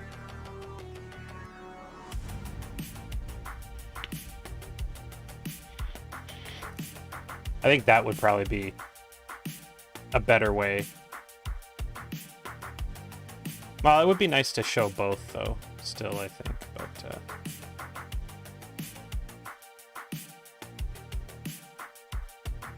But it would be kind of nice to have this right in the middle, so let's just see.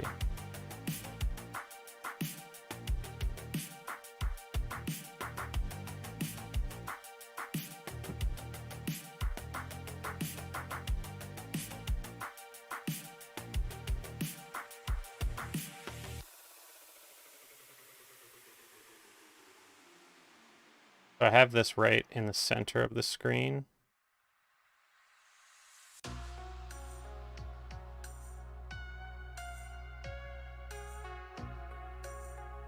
Then we could do something fun like play a visual effect and have it appear. We could do that all in the game and it just renders out to the texture here. Yeah, I think we should do that, and we'll just get rid of this item icon thing.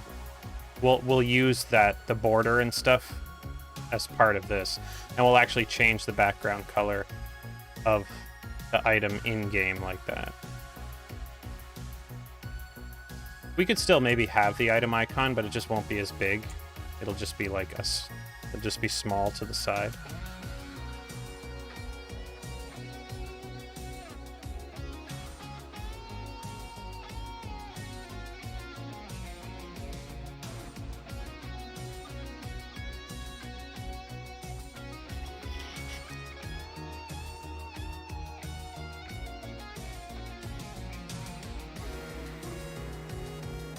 I mean, we could also do it like... there is another way we could do it.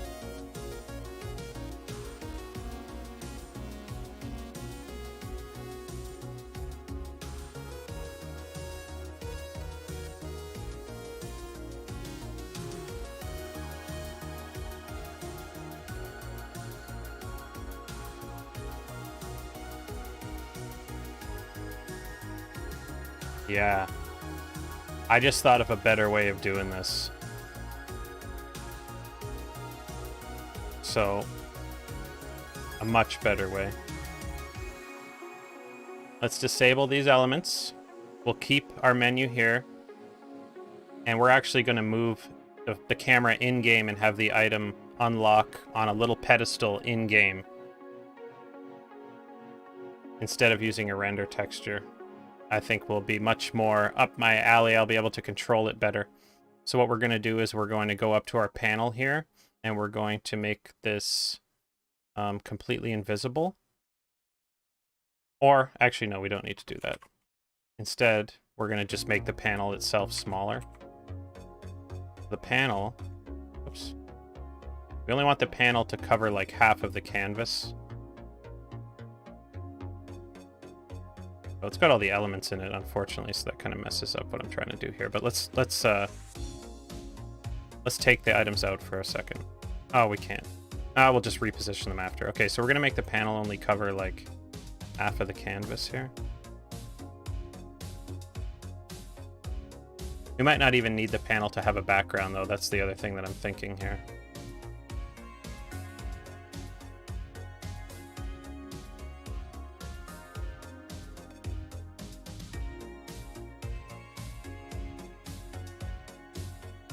Yeah, I think honestly we'll just get rid of the background color entirely for the panel, and we'll just have our cute little item info spot here. We're going to move our item button so that it's like right here. And all these UI elements will be nice and lined up on our canvas. Now our buttons, we want to move those too.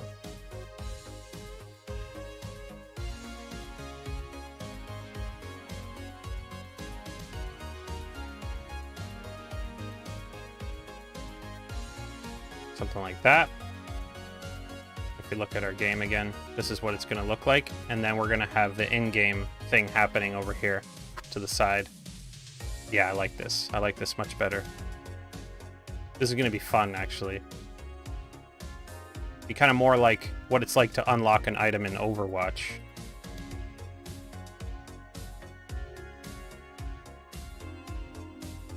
Let's make this button a touch smaller. Oh, shit.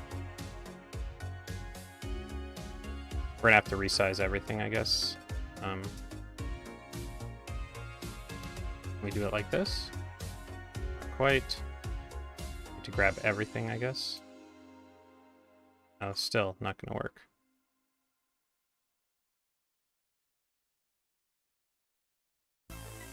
There we go.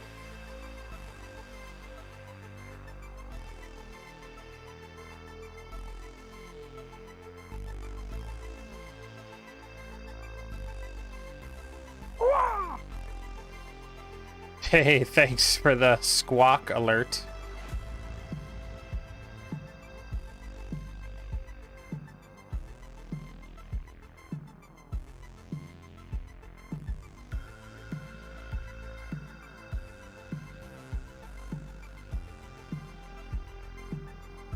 So that's going to cover about a third of the screen, and then we'll have the other third of the screen displaying the new item. Yep, a jiggly beta headband, that's right.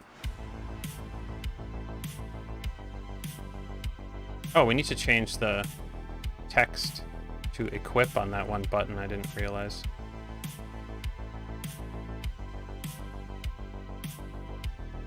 There.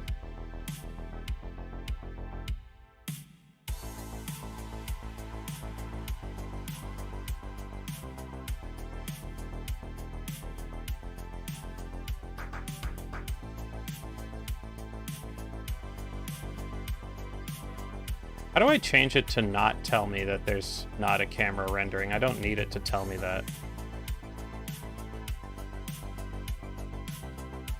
Ah, crash test dummy wearing the preview items? That would be funny.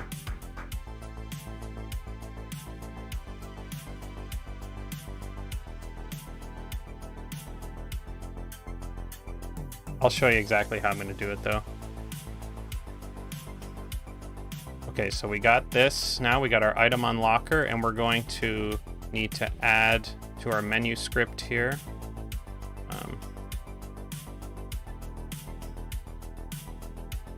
Oh, actually, it won't be to our menu script. It'll be to our menus singleton.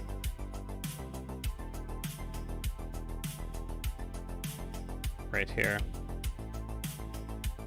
We're going to need to add a new menu type.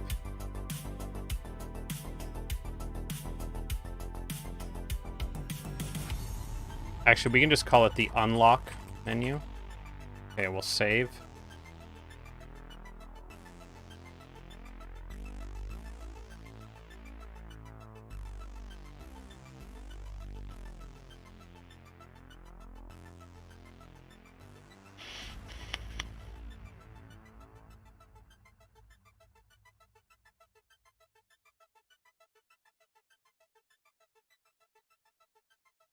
And here's our item unlocker menu.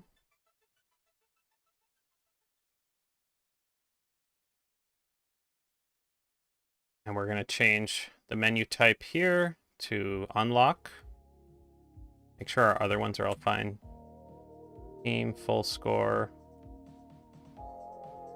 finish, pause, modifiers. Yeah, they all look fine. Okay. We have our item unlocker menu that's going to pop up when you unlock an item.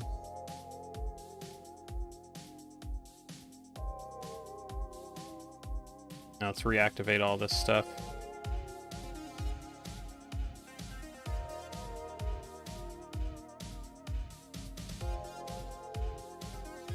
Now if I load the game,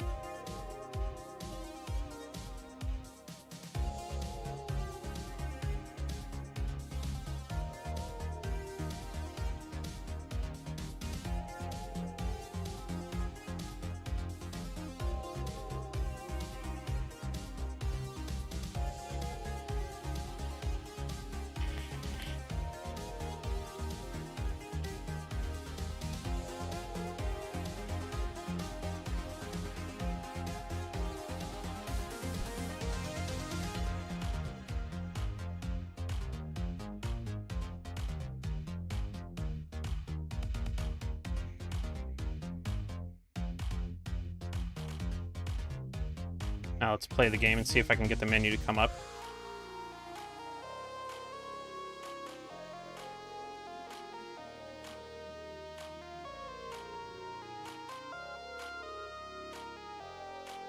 So if I go to my UI, menu controller, and change the menu type to, oh wait, that's previous. Oh crap, I don't have it surfaced. Oh, I need to make that public.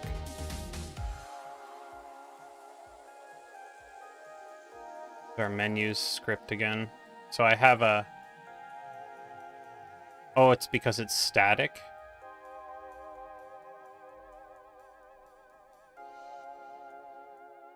Okay, let's not make it static then. And we're gonna have to change a bunch of references to it. Oh my god, so many. Oh, there's too many. Okay, maybe instead of that, we'll just make a new one. Well, I can't see a static type in the... You know what? For now, we'll just make it so that if you press a certain button on the keyboard, it pops the menu up. just for testing purposes.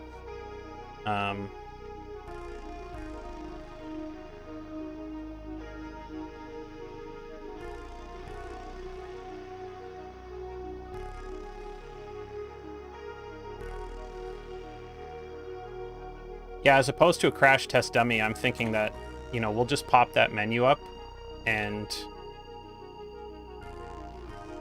we'll just preview the item right on the character, and then you'll be able to click whether you want to equip it or not. I was thinking we could also do something like... I gotta load the right scene here, so let's see.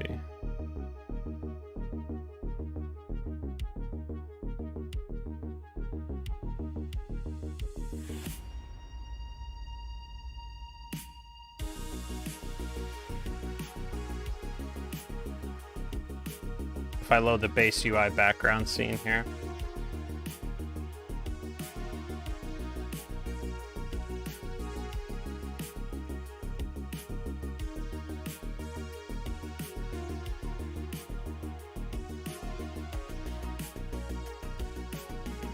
And get rid of the splash screen for a second.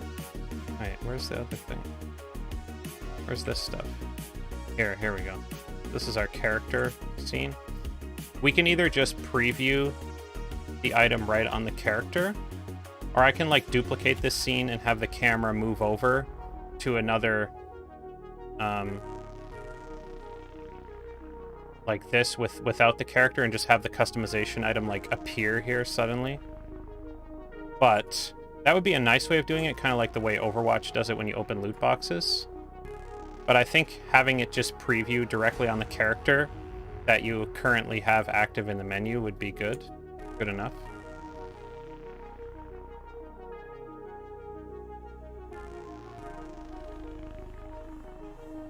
Because then if you click the equip button, you would know exactly what character you're equipping it to, because it would be like the character that you currently have selected. And you would be able to swap characters in that menu as well still. So it unlocks the item, then you can swap between the different characters to preview how your new item looks on each of them. And then you can just press the A button to equip it on whatever character you currently have selected. And then when you want to leave that menu, you just press B. So you can like equip it to all your characters if you wanted to right from that menu. I think that would be pretty solid. Pretty solid way of doing it. And we can preview patterns that way too. That makes it easier to preview the pattern. So if you unlock a new pattern, it'll just show you exactly what it'll look like on your character right then and there, without having to go into the customized menu to do it. And that will get rid of the problems that Vince and I were talking about earlier with the rendered texture not being right, because it'll just use the data to preview it on the character the way that it always looks on them. Yeah. But I think this is going to be the best way to do it, I think. Look at that doggy with his big tongue. Man, that tongue is so detailed, Vince. Holy crap. What a normal map you got on that thing.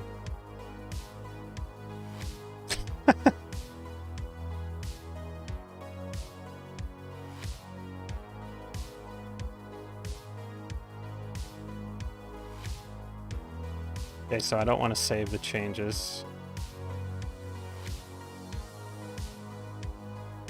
Okay, so now I want to create some new scripts to go along with my new menu here.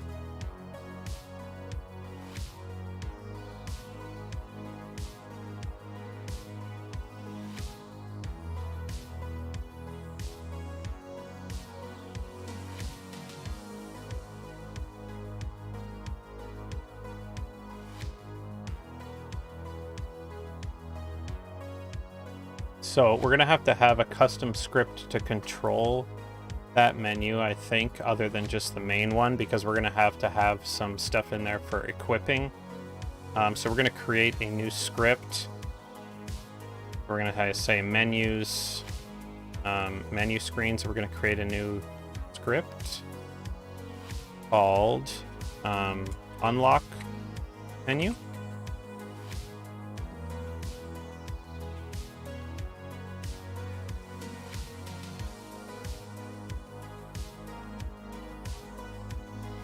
And this is going to derive from the menu type, I think.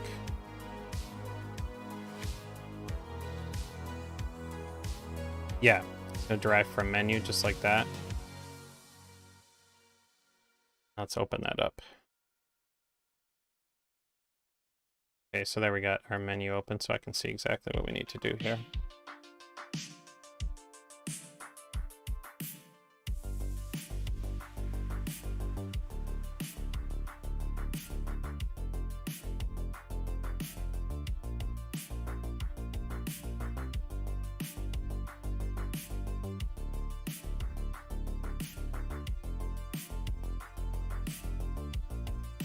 Okay, so we need to get rid of start and update because this is deriving from menus, so we won't be able to use those.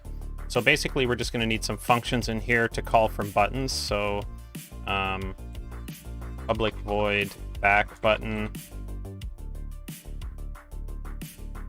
and public void whip button. Oops. And we're going to need public void swap character so that we can move between characters in this menu as well. And that will solve the problem of being able to rotate the item, because we're just going to rotate the character with the item on them. So it should be should work pretty good, and it kind of ties in with how our menu works in the first place.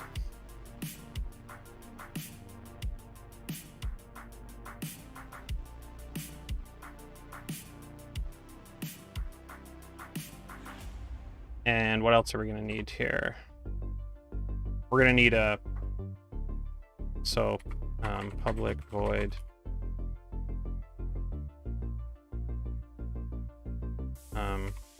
preview item. This is basically going to run all the time that this menu's up. It's just going to preview the item on whatever character you have selected. And we're going to need one to like initialize this menu. So we'll just call it setup unlock.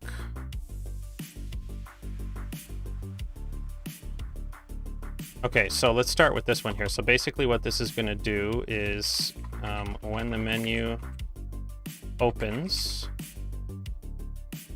set the correct data for the given item. And we're going to pass in a customization item here. We may want to just pass in customization accessory. No, we'll pass in a customization item. And we'll call it unlocked item. And so it's just going to take this. It's going to set our data correctly. So there's a few things that we're going to need to save in here. And in order to do that, we're going to need to say using Unity engine.ui. And so what we're going to need in this menu specifically that other menus don't have is we're going to need a public image. And that's going to be our... Actually, no, I guess we don't, because we already have the button that saves that data, so we're not going to actually need images. Right, because we have the customization item button script that already saves those images and stuff. So what we can do is we can have a reference to that. So we'll have public item button, even though we're not going to be using it as a button. So that could be the first thing we do. We're going to say public override void on awake with the base on awake running. And what we're going to do there is we're going to say button dot get component button dot interactable is equal to false. We'll make sure that you can't interact with the button. And we'll also make sure that you can't navigate to it, but we'll do that out here, because we don't want you to be able to navigate to it, mouse over it, or anything like that. I'm pretty sure we took the button scripts right off it, actually. So maybe we don't even need to do that. Let's just take a look and make sure that I did that. Item info, button item. So did I take the button script off it? Yes. Okay, so we don't even need to do that stuff. Then right now it's just an image and an item button script. And a background, item image, blah, blah, blah. So we have our item image and we have our background, and we'll be able to change the color of that stuff depending on the rarity of the item that we're setting up. So we're going to do that stuff. So we don't actually need this. We may not need an awake at all, so we're going to get rid of that for now. Basically, all we need is... all we need to reference from here is the actual item button itself for that data. So the first thing that we're going to do is set up the fake item button data. So we're going to say button dot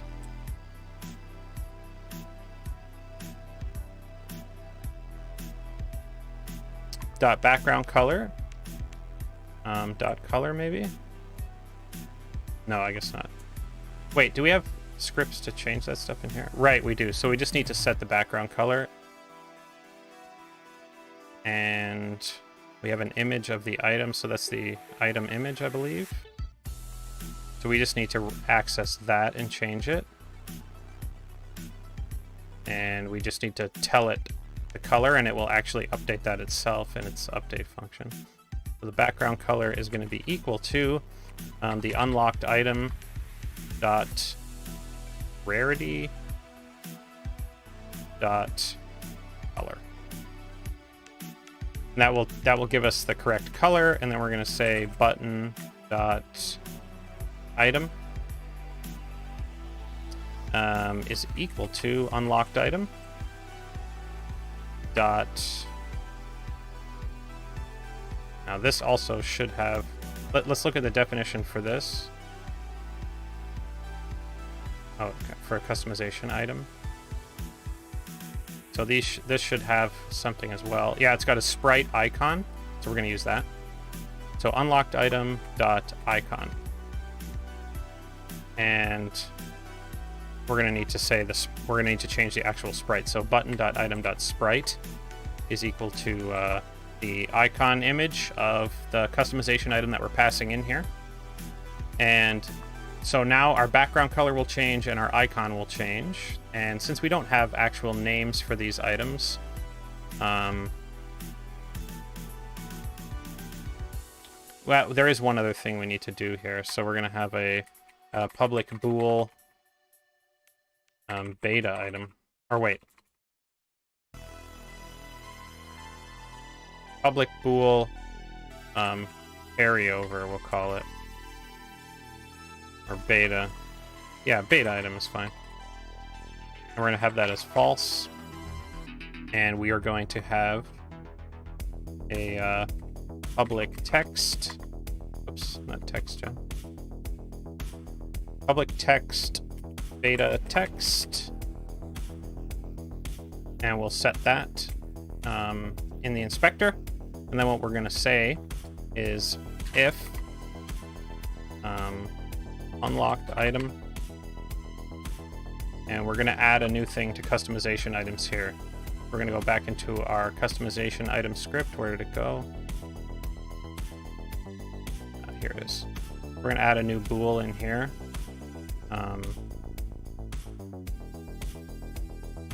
We're going to say public bool carryover item, and that's going to be equal to false by default, but for our beta item we will set that to true, and that's basically just going to tell us whether this is an item that we want to carry over when you play early access.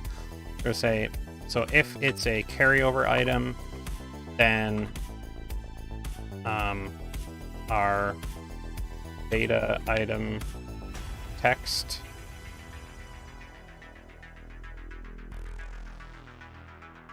beta text, my bad. Our beta text dot set active or dot enabled. Oh wait, no, we can just set beta text dot text is equal to, and then we will save a string in here. We're going to have a public string beta string. That's going to be equal to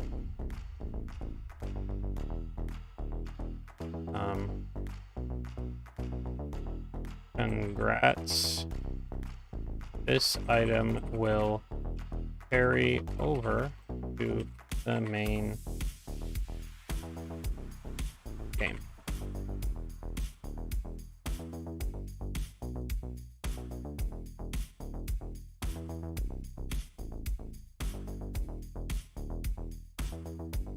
That should be fine for now. We can change that. I made it public so we can change it in the inspector. We don't actually need this though. The bool that I created, we don't need that. So If it's a carryover item, then the text is going to be equal to beta string. Else, it's going to be beta text text be equal to. Let's make another string.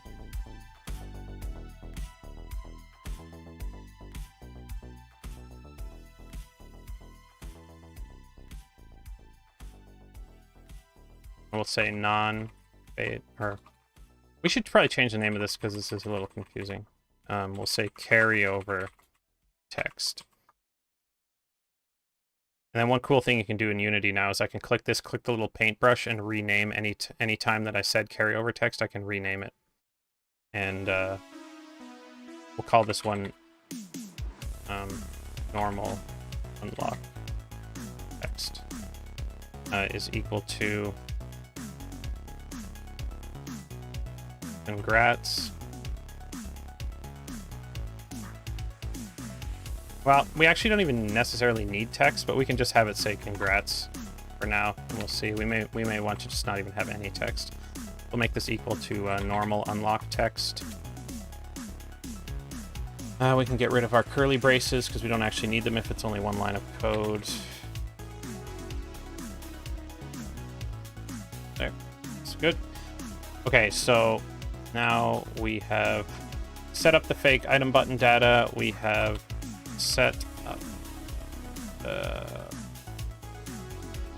UI text to denote whether an item will carry over or not.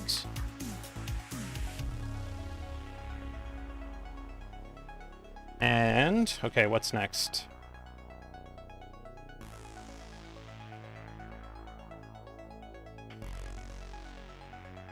Oh, and next we're going to preview the item. So we're going to run our preview item function on the current character, and that will always just preview it on the current character. So what we'll do is in our swap characters, we'll say once the character has been swapped, and we're going to want to run preview item here too.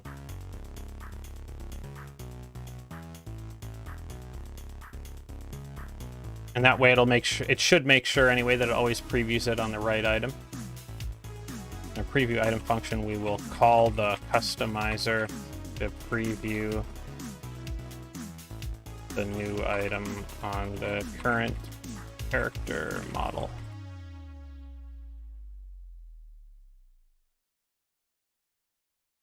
So that's going to be something like customizer dot instance dot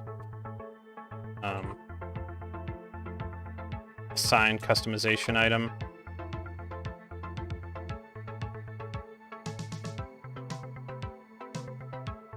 I guess we're going to want to pass in a customization item into this preview item function as well. We could say unlocked item here. When we call it. I mean, actually, I guess we're going to need it for a lot in here, so we can just make a public customization item unlocked item. And we're probably going to set it in this setup thing here, so we're going to say so unlocked item is equal to unlocked item. And it's not going to like that, so we'll just change this to just say item, or item to unlock. Change that. And then we won't need to pass in anything in this preview item function because it will already be set up here, so we'll just use unlocked item. And actually, I guess we're not going to want to do it this way because that doesn't let me, that's just assigning an item. That doesn't let me denote whether it should be equipped or not. So what was that for equipping a single item? We're going to have to look at the customization scripts. which is in here. So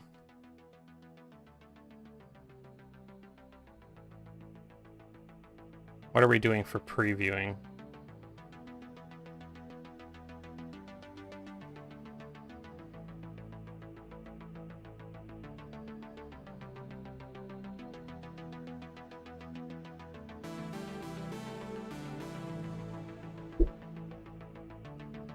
Let's look at submenu, because I guess it's going to be in there.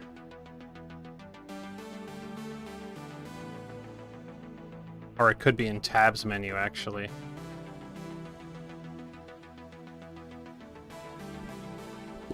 Yeah, it's going to be in tabs menu.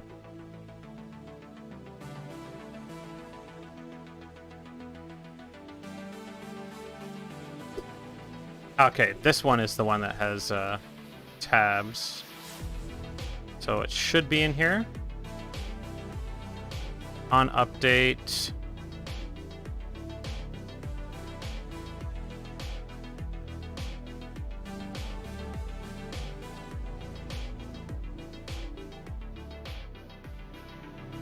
Oh man, it may be even deeper. Active menu type. Submenus. Submenu tab. Holy crap, it's deep. Many layers of code that I wrote here. My goodness. Here we go. So there's a virtual void called preview. So let's see.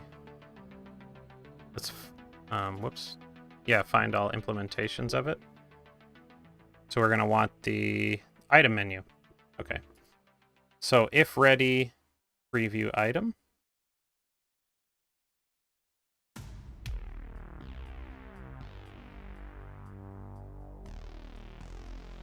So we're telling it what the selection is. We're saying we're debug logging it out, and we're saying for each item in item buttons, if the selection is equal, then unpreview those items. We don't need to worry about that right now.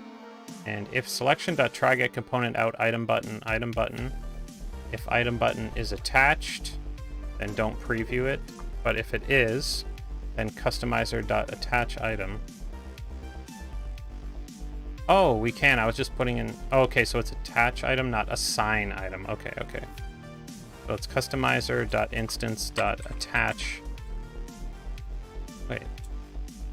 Oh, it's a static. So customizer.attach item. And the first thing we need is the customization item. So that's going to be unlocked item. And then what other data do we need? We need the char ID. So that's going to be menu background.instance.char ID. And the character model, that's going to be menu background.instance.current model, I believe.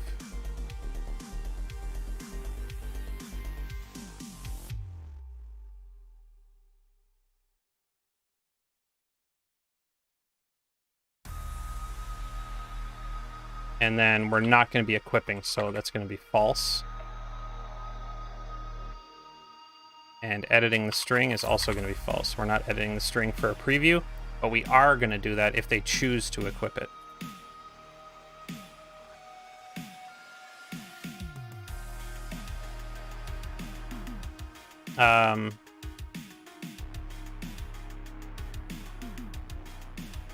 So we can move our equip button down here because it's basically going to be the same. So if somebody hits the equip button, then we're going to run this same thing here. But we are going to equip it, so we're going to say true to that, and we are going to edit the string, so we're going to say true.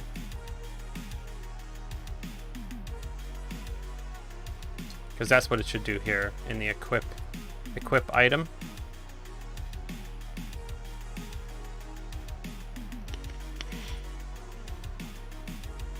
It's not equipped. Then for each button, the slot's not equal to customization item, and set it to not equipped.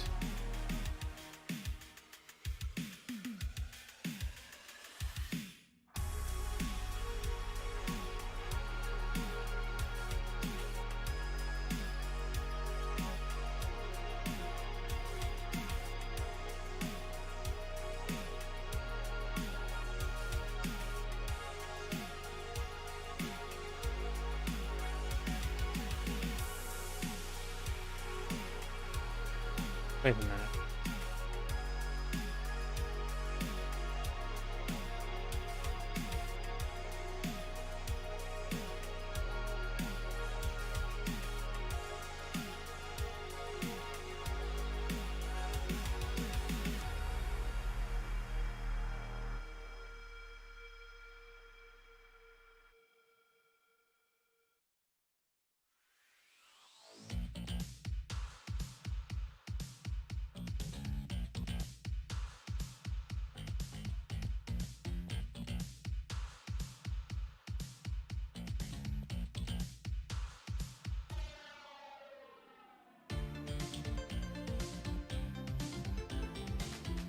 Huh.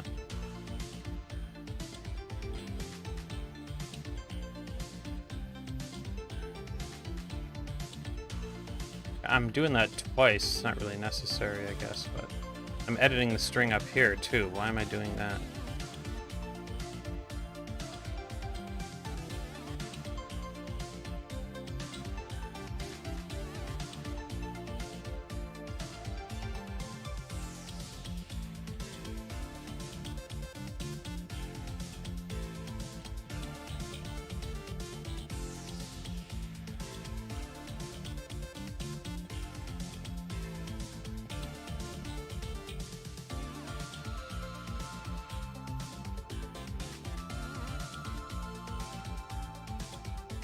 That might be unnecessary. These 2 lines of code here might be unnecessary.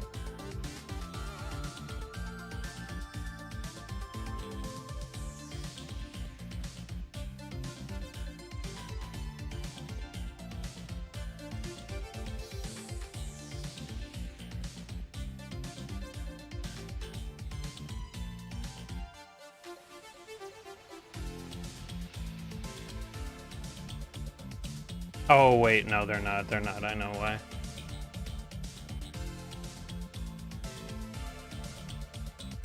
It's if we already have an equipped item in that slot, then we're getting rid of it here. I see, I see. Right. I was just confused. So we're actually going to need to copy some of this code here for our equip. So basically we're saying that we want to equip it there, but we also need these lines of code here.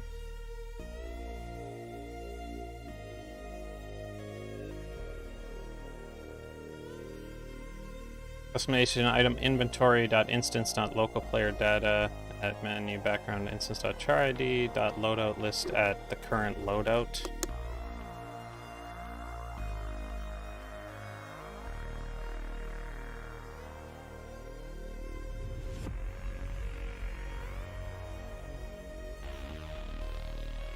Loadout ID.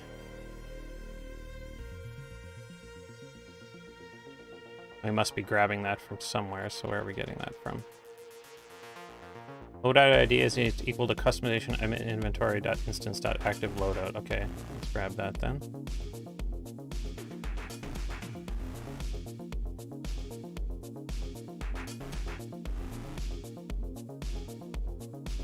So we're adding it to the loadout list, and we are adding it to the customization string, and then we are attaching it, which is going to get rid of those entries from the string if they already exist. Like if you already have something equipped in that slot, you choose to equip from this menu.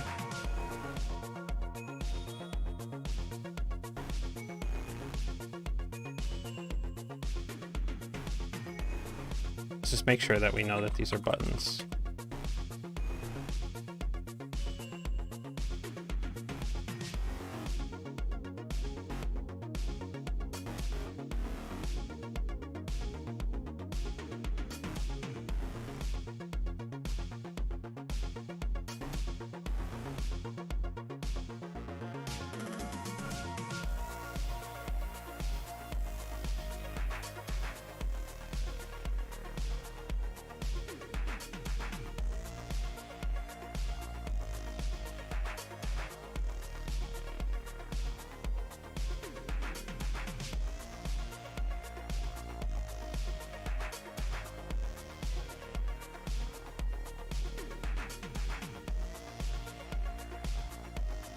Okay, so we're setting up the unlock, and then at the end of setting it up, we're previewing the item. And all the previewing the item is going to do is it's going to attach a new item, but not as a piece of equipment, just as a preview.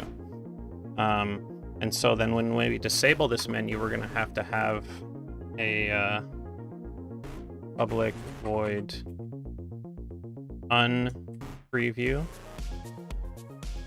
a way to unpreview the item. Now we had that in here too, so let's see exactly how we did that. Or it might not be in here actually. Yeah, unpreview. So if it's not equipped, and if it is attached but not equipped, then we're going to set it to not attached, and we're going to say customizer.detach item the item. Okay. So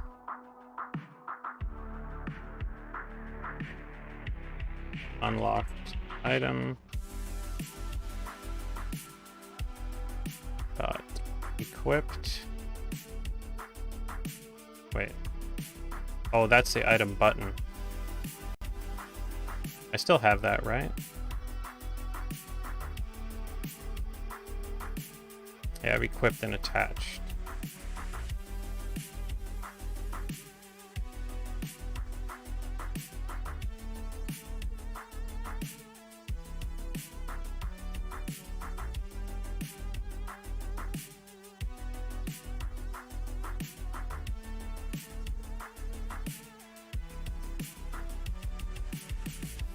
This can be our button dot equipped. So if it's not equipped, then, and if it is attached, so button dot attached, then we're going to set button dot attached equal to false, and customizer detach item button dot customization item, and menu background dot instance dot char id.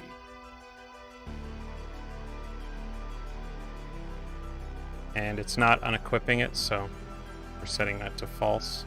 There is not going to be a way to unequip it in this menu. It's either going to be you choose to equip it or you choose not to equip it.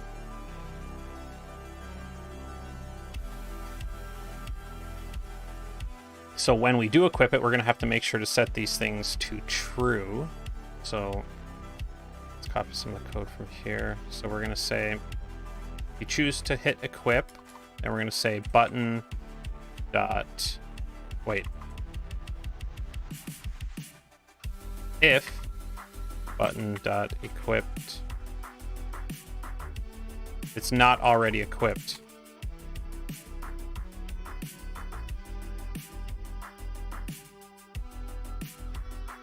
I'm going to wrap this whole thing in that.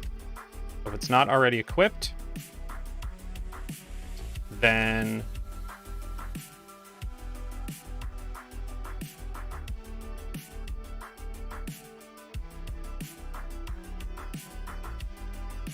button dot equipped is equal to true, and then our other code. And if it is already equipped, then we're just not going to do anything, because we're not going to unequip it. Well, I guess we could. That's a little bit. No, we won't bother, I don't think.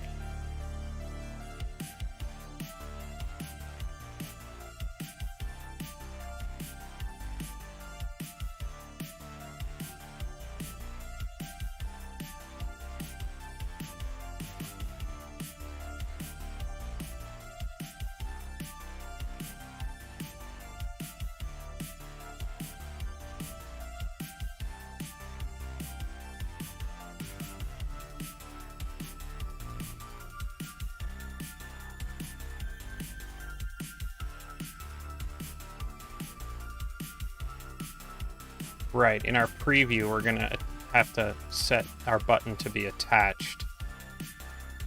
So preview item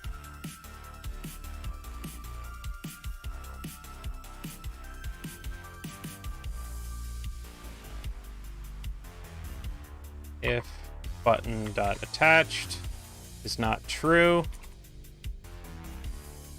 then button.attached is true.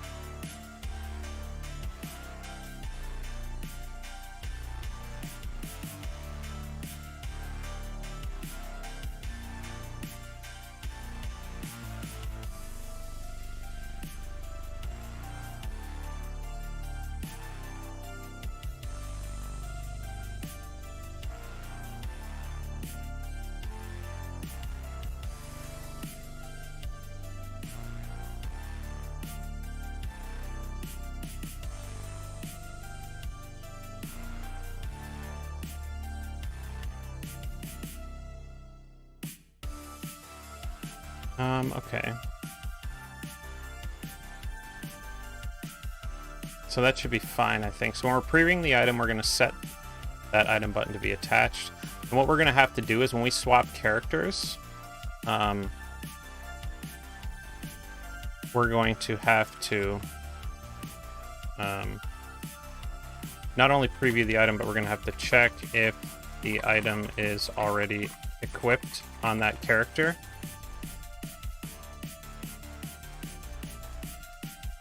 And if not, then preview it. Well, actually, we don't even need to do it. We can just run preview, because if it's already equipped and attached on the character, then it'll run our preview, but it won't. So if it's not attached, wait. Okay. Right, so we don't actually want to attach it unless it's not attached. So if it's not already attached, then attach it.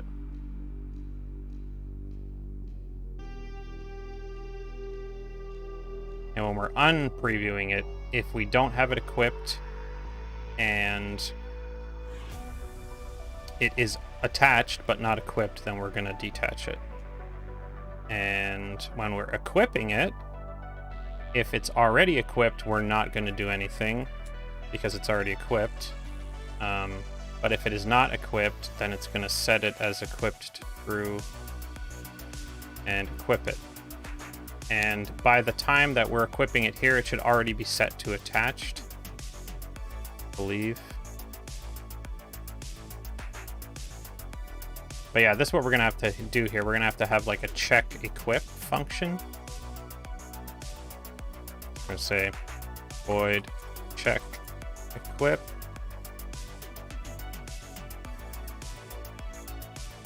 And we're going to say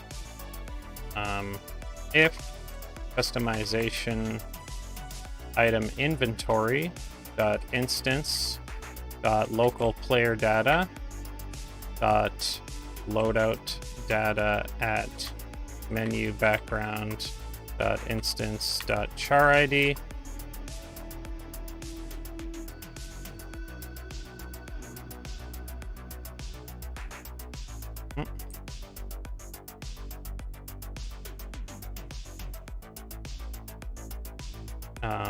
dot loadout data, I think.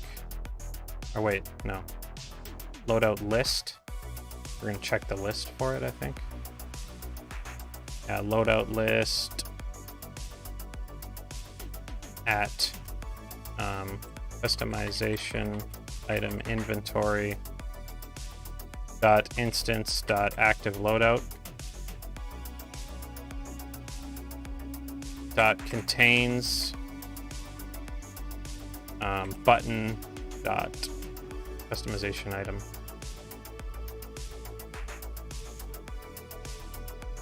We have to make sure that we set this to... Oh wait, that's an if statement, right? So if that's true,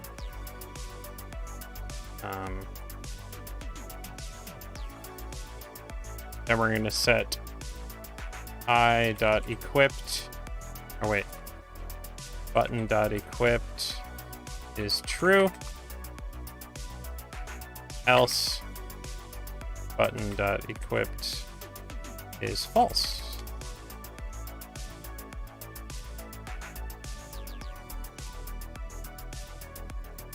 Because if it's already equipped, then it shouldn't need to preview it because it should already be on the character. And we're going to check that.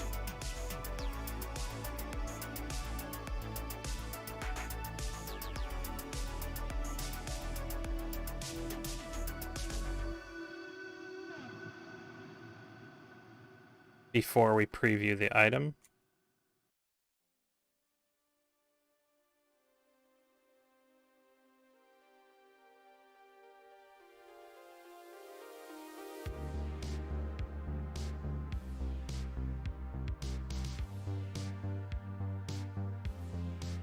We're going to check their equipment before we run the item preview.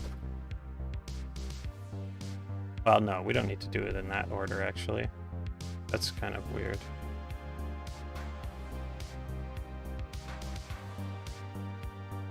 Because the preview item, where does it run again? It runs in a couple spots. It runs when we're swapping the character and when we're setting it up. Okay, so we do need to run it before, so I guess if it's only going to run in those two spots, then we can run it up here. Whoops, that's in the wrong spot. We need it in the preview item. It's going to be up here, so check equipped.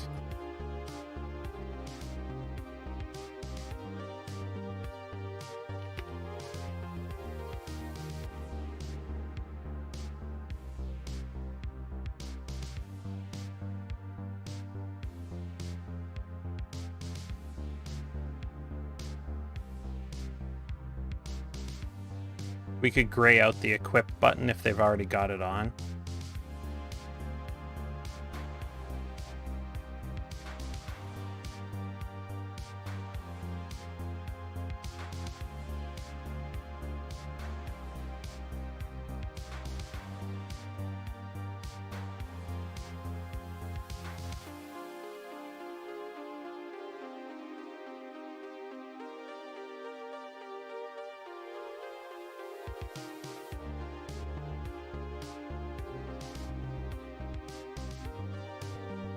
So we actually do need our button item equip overlay thing for our menu.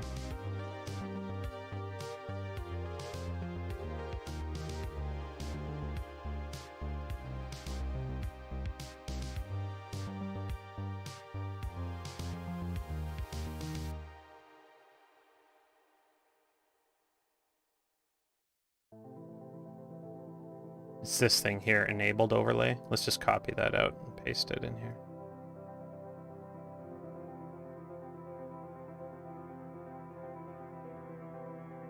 We'll reset its location.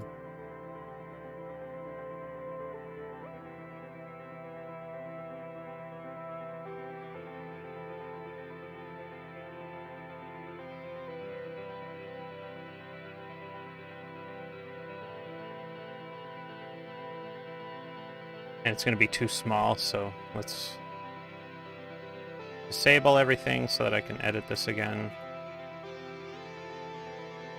Yes, so our equipped overlay on this button.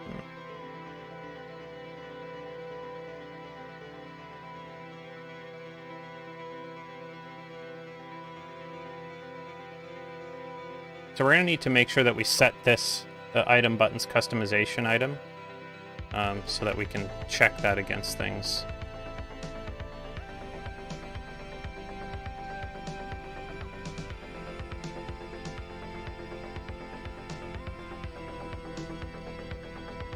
Okay, so we'll just make this the full size of the button here, so we can tell if it's been equipped.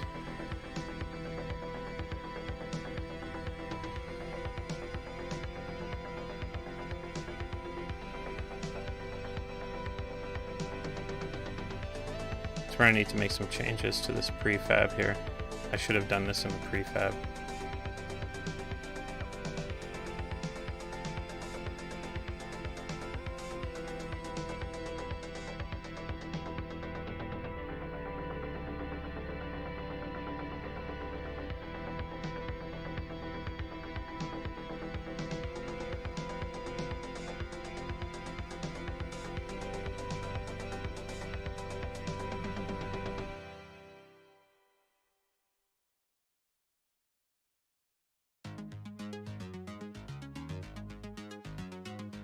Oh, here it is. Item unlocker.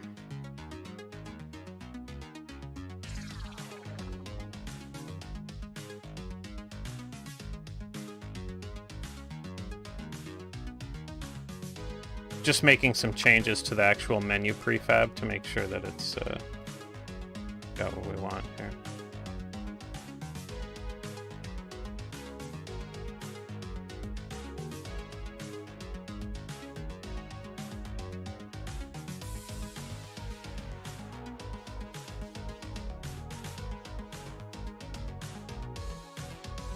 If we ever replace this menu prefab,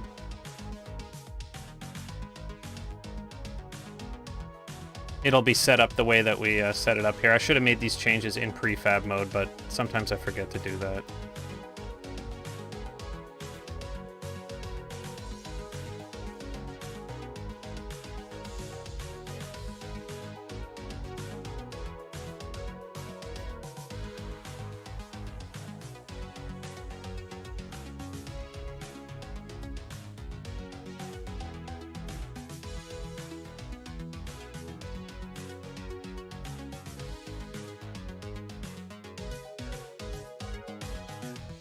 Apply that.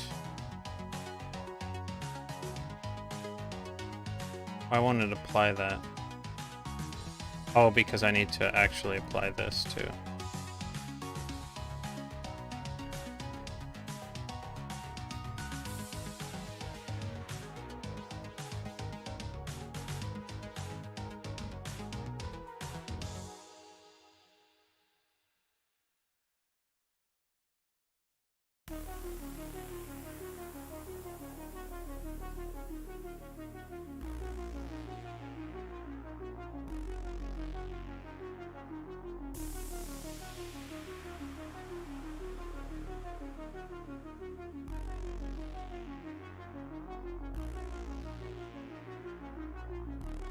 Okay, let's open the prefab and just see what state the prefab's in now that I've made all these applications.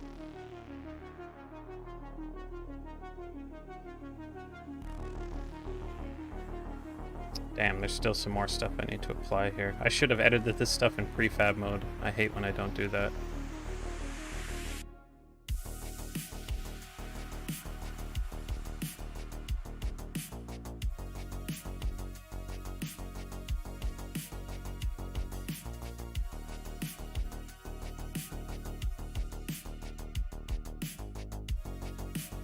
Okay, now let's open the prefab and just see what all I've messed up here.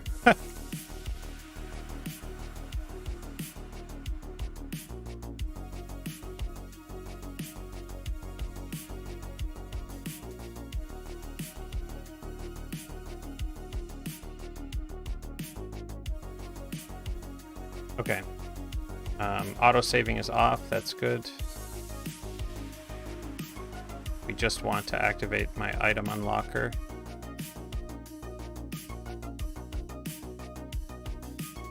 It looks like it's in the right state anyway here, so let's move this dialog box up so that it's like in the list with all the other menus here. Yeah, everything looks okay, I think. Looks like all my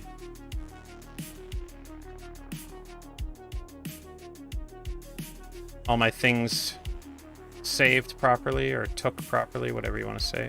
Oh, this doesn't say equipped still.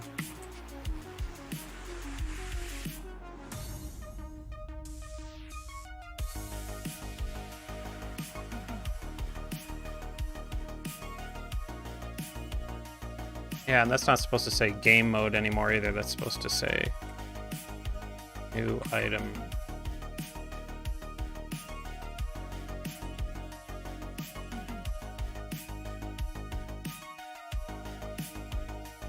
Or maybe it should say unlocked.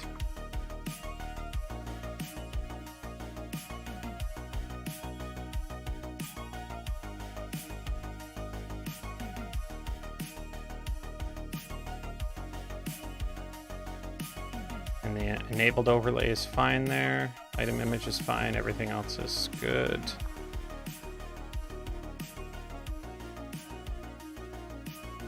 And I want to change that text. game mode details. This is going to be unlock details. Whoops. And we're going to need that in our new script. So right away, let's change this out. So we don't want this menu script anymore. We want to remove that. And we want to put our new script in, our unlock menu script, which you'll see is very similar because it derives from that script. So we want to set our menu type to unlock.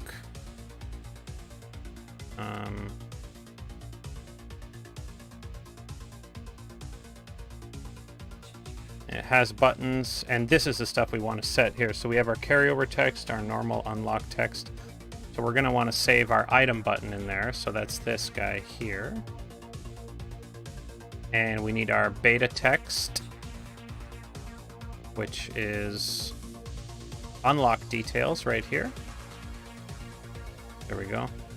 And then our unlocked item, we're not going to set that in here. That's going to be set when we call the function from this guy.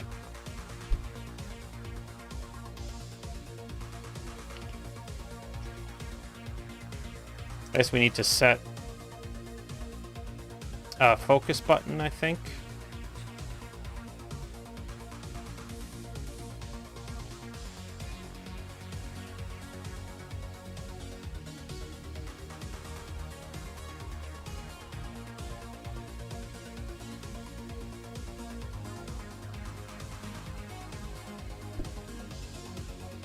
And we're also going to need a button, so I think our equip button is going to be our focus button and our default selectable button here. Everything else looks good, I believe.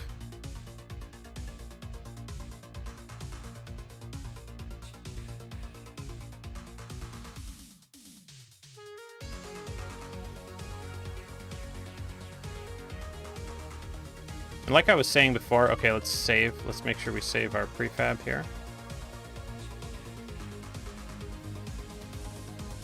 Let's add something in our unlock menu thing here. Let's add our equip button.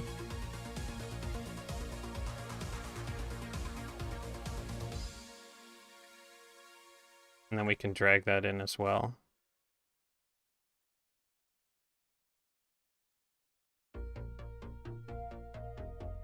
It updates. Good. Oh, there it goes. It's updating now. Come on, Unity. Let's see it. Okay, so now we got our equip button here, so let's drag that in. Just in case we want to change the text, like after you've equipped it, maybe we want to change this, or maybe we want to just disable this altogether. Like we could just, whoops. We could just say, you know, it's deactivated once you've equipped it. And then if it's not equipped, when you swap your character to a different character, if it's not equipped anymore, then it'll stay there. And there actually is one more thing that we want to add to this. We want to go out to our customize menu and we want to grab our character right and character left buttons, and we want to copy these.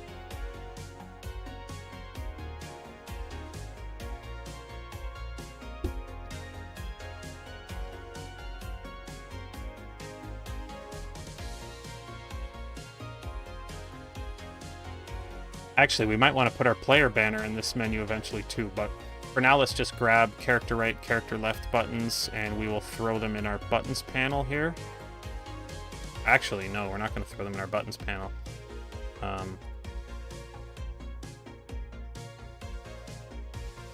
We can throw them in this panel. We don't need these buttons anymore. We'll reactivate this panel, and we'll paste those in here. Whoops. Oh, that's not exactly what I wanted. I want them in this spot, I think.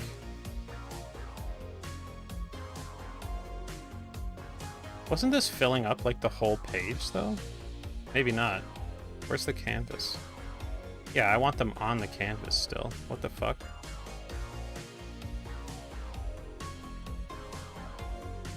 Why are they so low? Hold on, if I enable the customization canvas... Oh yeah, they're just messed up for some reason.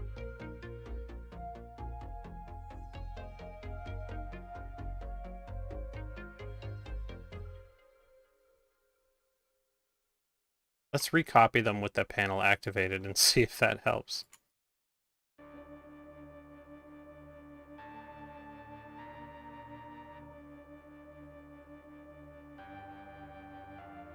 Paste them into this panel here.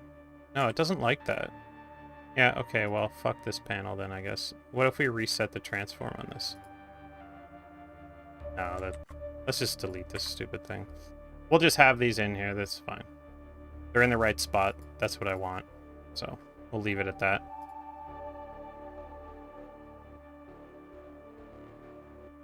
Got our character right, character left buttons. And that gives me a good example of how big this thing is. So this panel here is too big. I don't think everything's going to size nicely, though, when I move it. So, I mean, it would if I did this, but you're not really supposed to do that. You're supposed to kind of leave everything at the right size. So,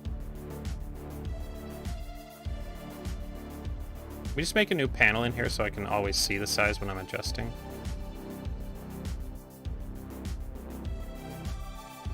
Yeah, here we go. Okay, we'll just throw a new panel at the top of this canvas so I can see the screen size here. So we're going to want to downsize some of this stuff here because it's way too big, apparently. You know, like if I have my customize menu, it's much smaller than that. And I'm probably going to get rid of this text up here that says unlocked, because I'm going to want to have the player profile banner up here, because if you unlock a new profile thing, I want it to show up here eventually.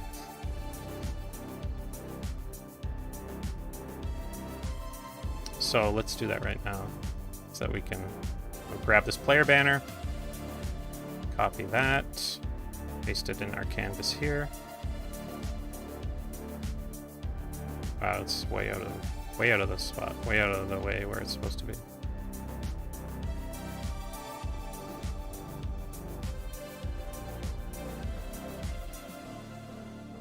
Anyway, we'll throw it there. We got our player banner. Let's move it down. Now, let's get rid of this title, because that's going to be in the way of our banner. So we're just going to show this. Our banner's going to be at the top, where it's supposed to be. Let's reset its scale to 111, because that's how big it's supposed to be. I don't know why the scale's messed up in all these other menus.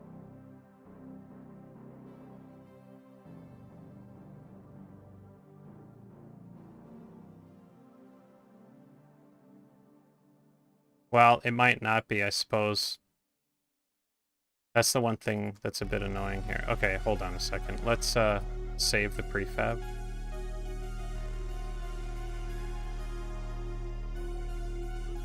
Let's go back out of our prefab for a second here and see. We disable everything except for our new menu. Okay, so that looks fine. So what about the customized menu? Player banners. Oh, the player banner looks fine there too. Weird. Okay, well, that's fine. This is what we want it to look like. So let's reopen our prefab here.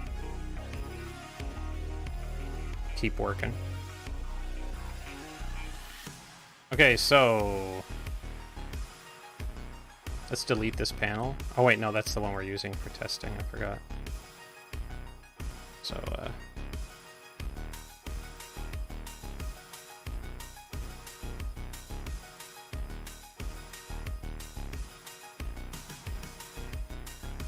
it'll be our item preview panel, so we just need to resize a bunch of this stuff here, so I'm pretty sure we can't resize it like this. Oh. We're gonna have to resize all the elements. So, let's size this down.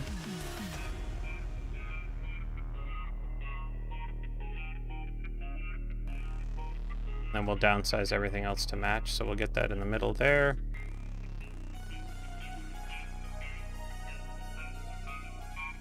Bring the size of the background down. Oh, actually, you know what?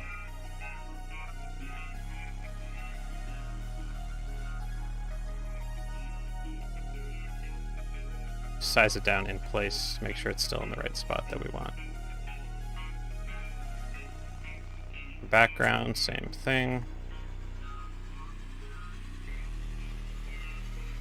Same with our item image. Size it down to the correct size like that. Our fade, size that down to, move it up. And our border.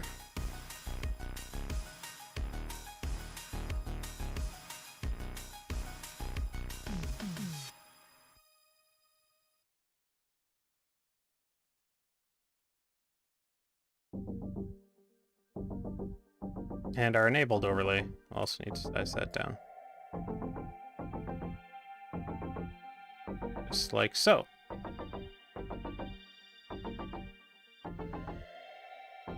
Now that's a little weird. Our enabled overlay should not be in that spot. It should be below the border. Then we could...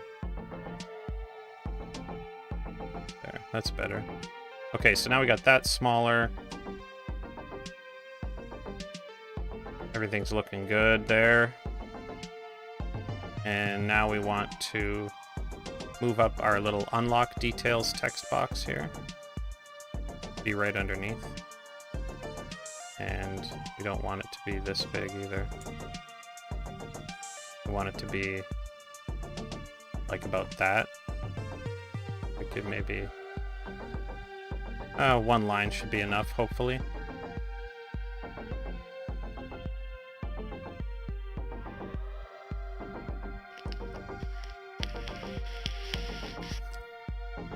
I want to kind of put some borders on the outside edges here, I think.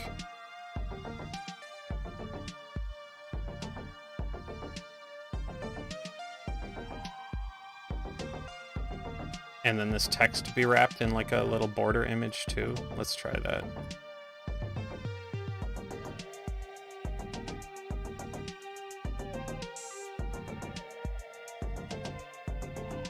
We just kind of extend our item button image. Make it black. And change the sprite. One of our many UI sprites that I like to use for this kind of stuff.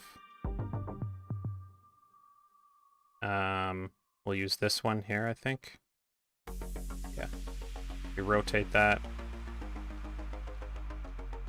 And resize it.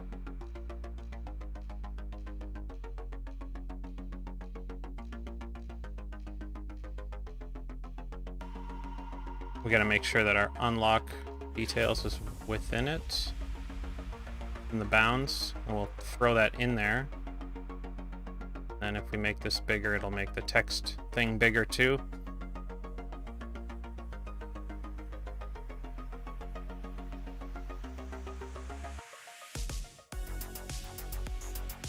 Move it up a little bit.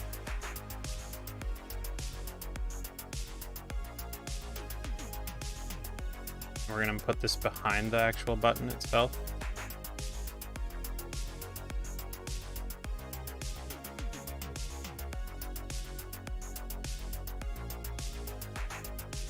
And we actually might want to make it a bit bigger because I think we're going to put extra sides on this thing. So make it go out like this. Something like that.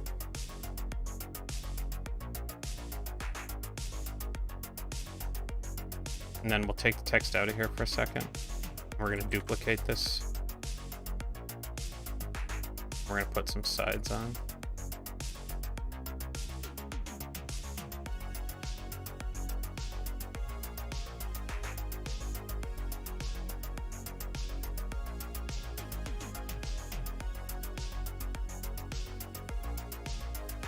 Just faking it. Faking a cool UI thing.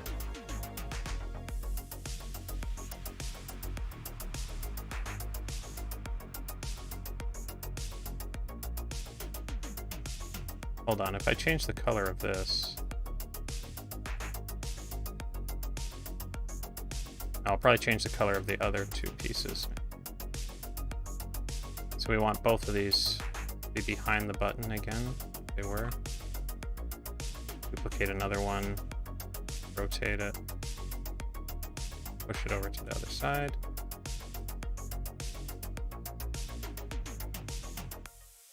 That.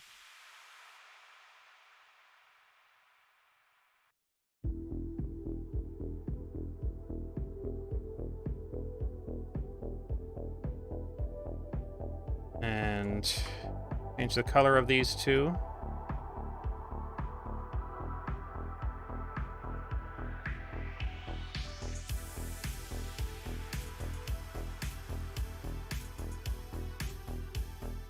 Yeah, I don't know.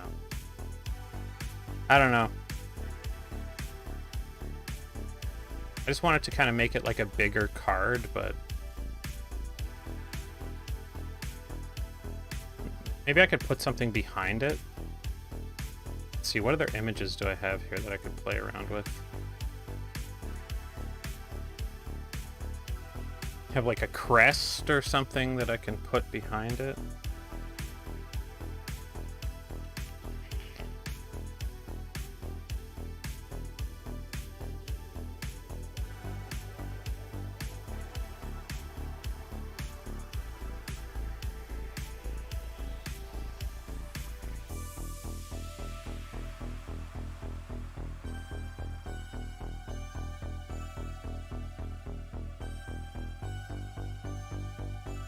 Maybe the star.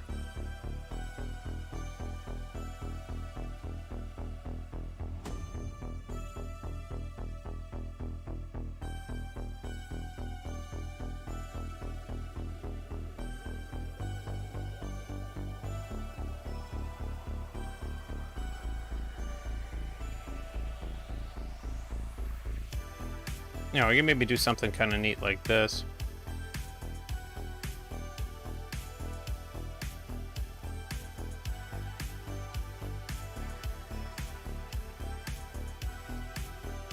I don't know if I like that star in particular, but I'm thinking something like that.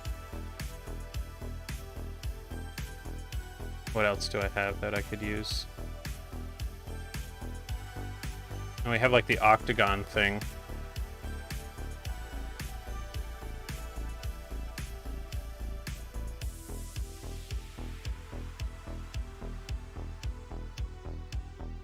Wait, what?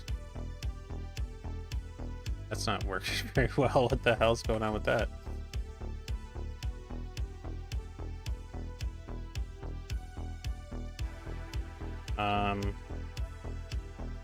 Oh, I see.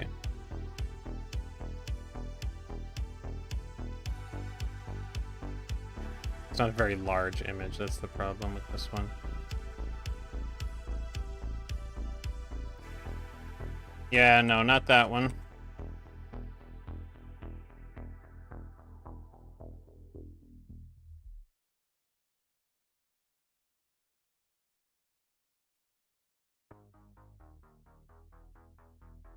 What else do we got? We could just do a simple...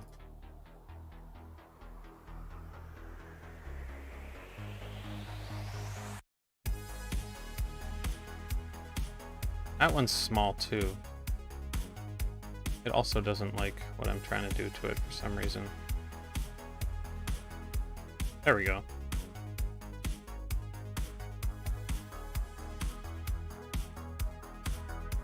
Just do something simple like that. Looks pretty decent, actually.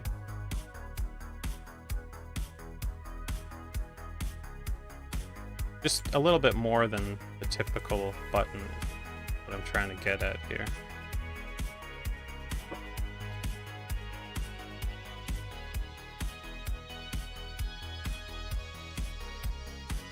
Yeah, okay, I kind of like that. Let's just see if there's anything else, but I feel like that could work pretty well.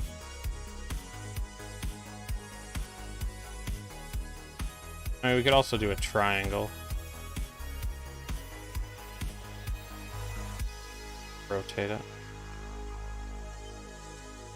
So it was like that.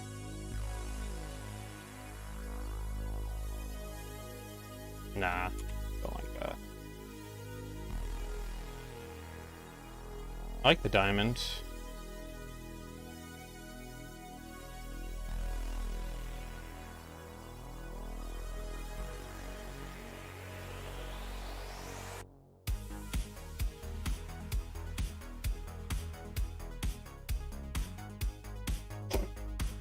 Okay, we'll stick with the diamond for now.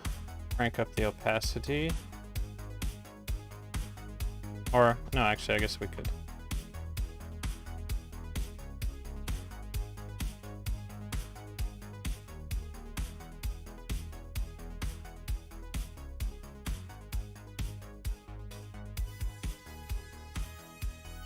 Add an outline to it, maybe.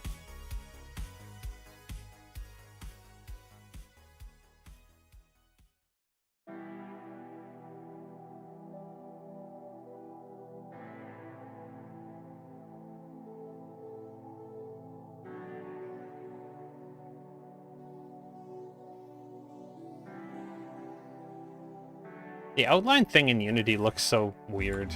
Like, doesn't do a very good job. Look at that. You'd think it would, like, round off those corners, but...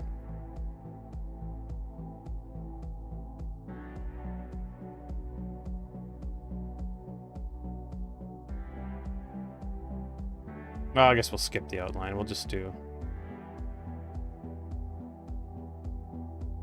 it on black like that.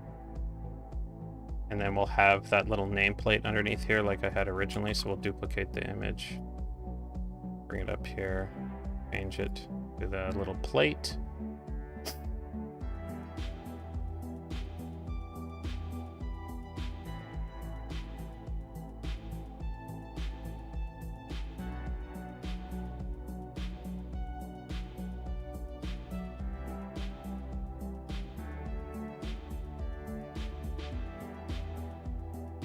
Oh, wait, it's wanting to preserve the aspect. Yeah, we don't need it to do that.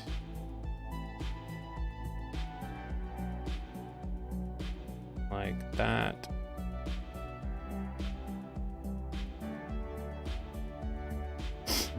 And... yeah, don't need the outline on that either. Let's remove the outline component on both of these things. And we will crank the opacity up to full on this. Make sure the unlock details is in front of it.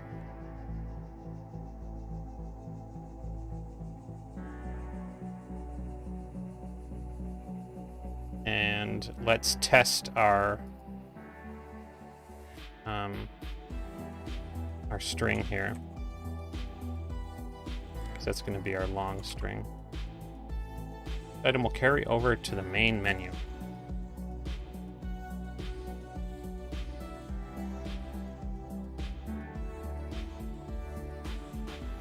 Or to the main game, it's supposed to say.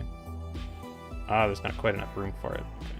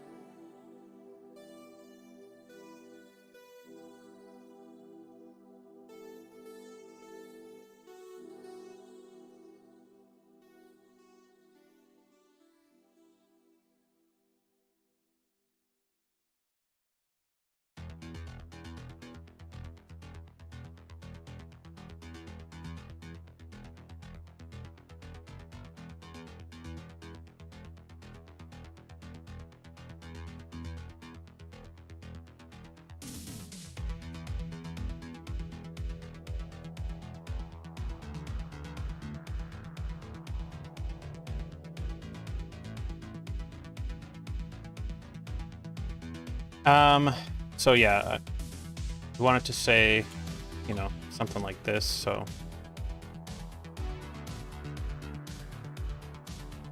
New unlock. And then show you what you got, but if it's the beta, we want it to say something a little more, so let's see.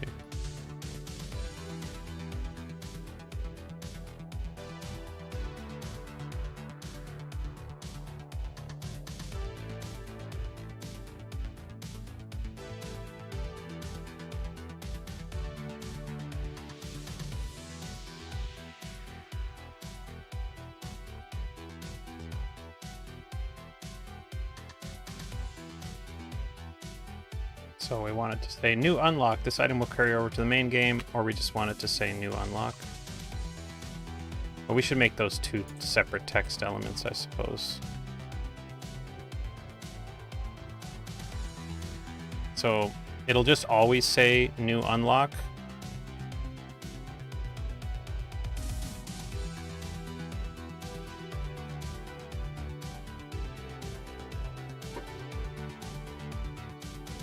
Well, what if we just had...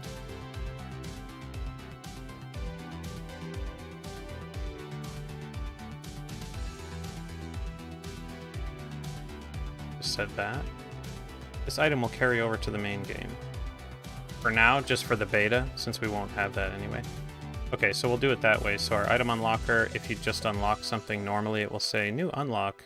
And if you unlock something that's going to carry over, that's what it will say. Instead of saying new unlock, it will say this item will carry over to the main game. We got our little diamond in the back here, which I like. I think it looks good.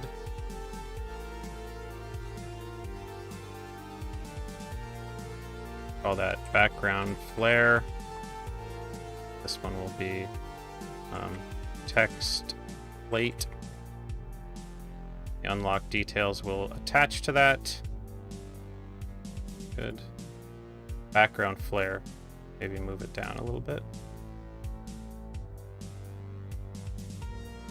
Well, maybe it looks... No, it doesn't quite look better in the center because of that, so we need it to move down a little bit, just like that. Okay, that's looking pretty good.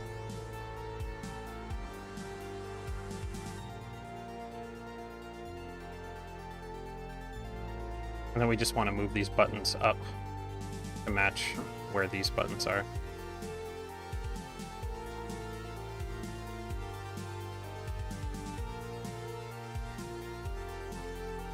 Oh, wait, those are the wrong buttons. Why does this equip button still say back? What the hell? I keep changing it. Okay, now it says equip in the prefab. And here, it's supposed to anyway. And we just want to move them up. Oh, I guess moving the panel isn't going to move them.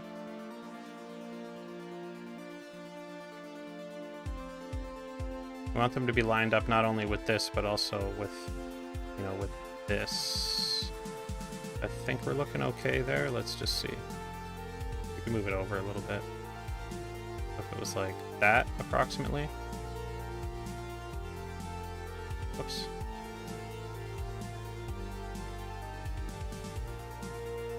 We want them to be right about there. Let's activate our panel so we can see exactly what our screen space is going to look like. Okay, that's looking good. Shows our player bar, shows our item, has our back and equip buttons, and our character is going to be standing right here, and we'll be able to switch back and forth between the different characters, which will in turn equip the items on the new characters, which we were working on in the code there.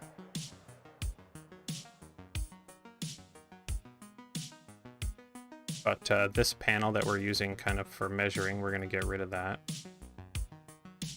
Okay, so, and let me just make sure that all my stuff is set in the...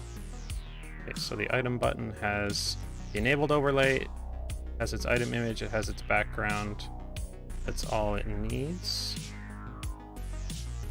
And what else has the scripts on it? The item unlocker has its button, it has its equip button, it has its carryover text and non-carryover text. Oh, I got those mixed up though.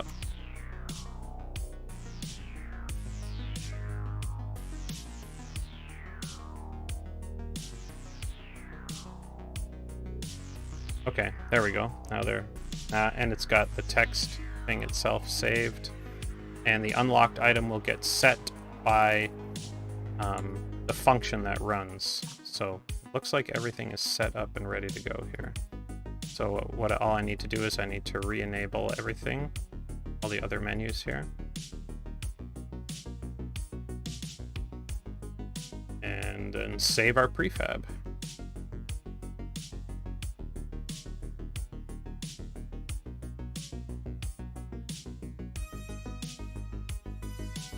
Everything's looking good here, right? Yep. I mean, the text didn't change, but that doesn't actually matter because that's going to get changed in code. So it's never going to say join an online game, or it shouldn't at least. But this still says back. What the hell? Can I revert changes here to that stuff? Splash screen, load screen, main menu, play menu, customize, shop, level up, option, character select, track, vote, modifiers, pause menu. Finish, score screen, score, overall score, team select, queue, event systems, dialog boxes, menu, audio manager, item unlocker.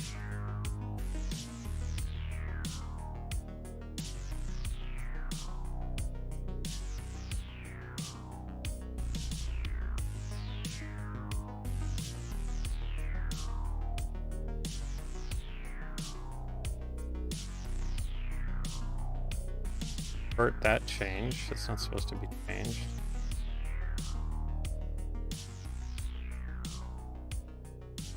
Revert this too. Okay, and we're going to revert this because we don't need this render to texture anymore.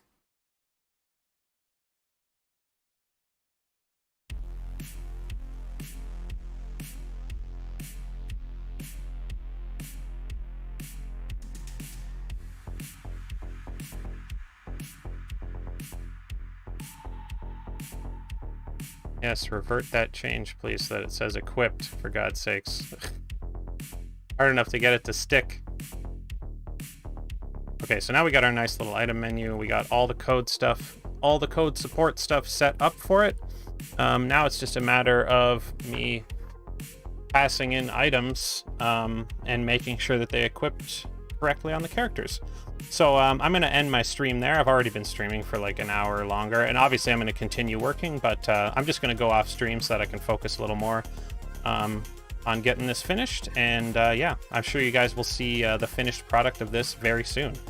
So yeah, I want to thank you guys for watching, and Alex will be streaming, or not Alex, sorry, tomorrow we will be doing a team stream where we testing out the game and stuff like we usually do. So yeah, I hope you guys tune in for that, and I will also be streaming over on my main channel, just playing some games and stuff like that tomorrow night. I'm going to be playing some Noita, so check me out over on twitch.tv/markgamedev. And other than that, thank you guys for watching. Make sure to check out Rocket Rumble. Go look at our About section here on the Pixelnauts Twitch page. You can find a link to our Discord. You can find a link to Rocket Rumble on Steam as well. And yeah. Other than that, I just hope you guys have a good rest of your day. Thanks for coming to watch, and I will talk to you guys soon. Bye, guys.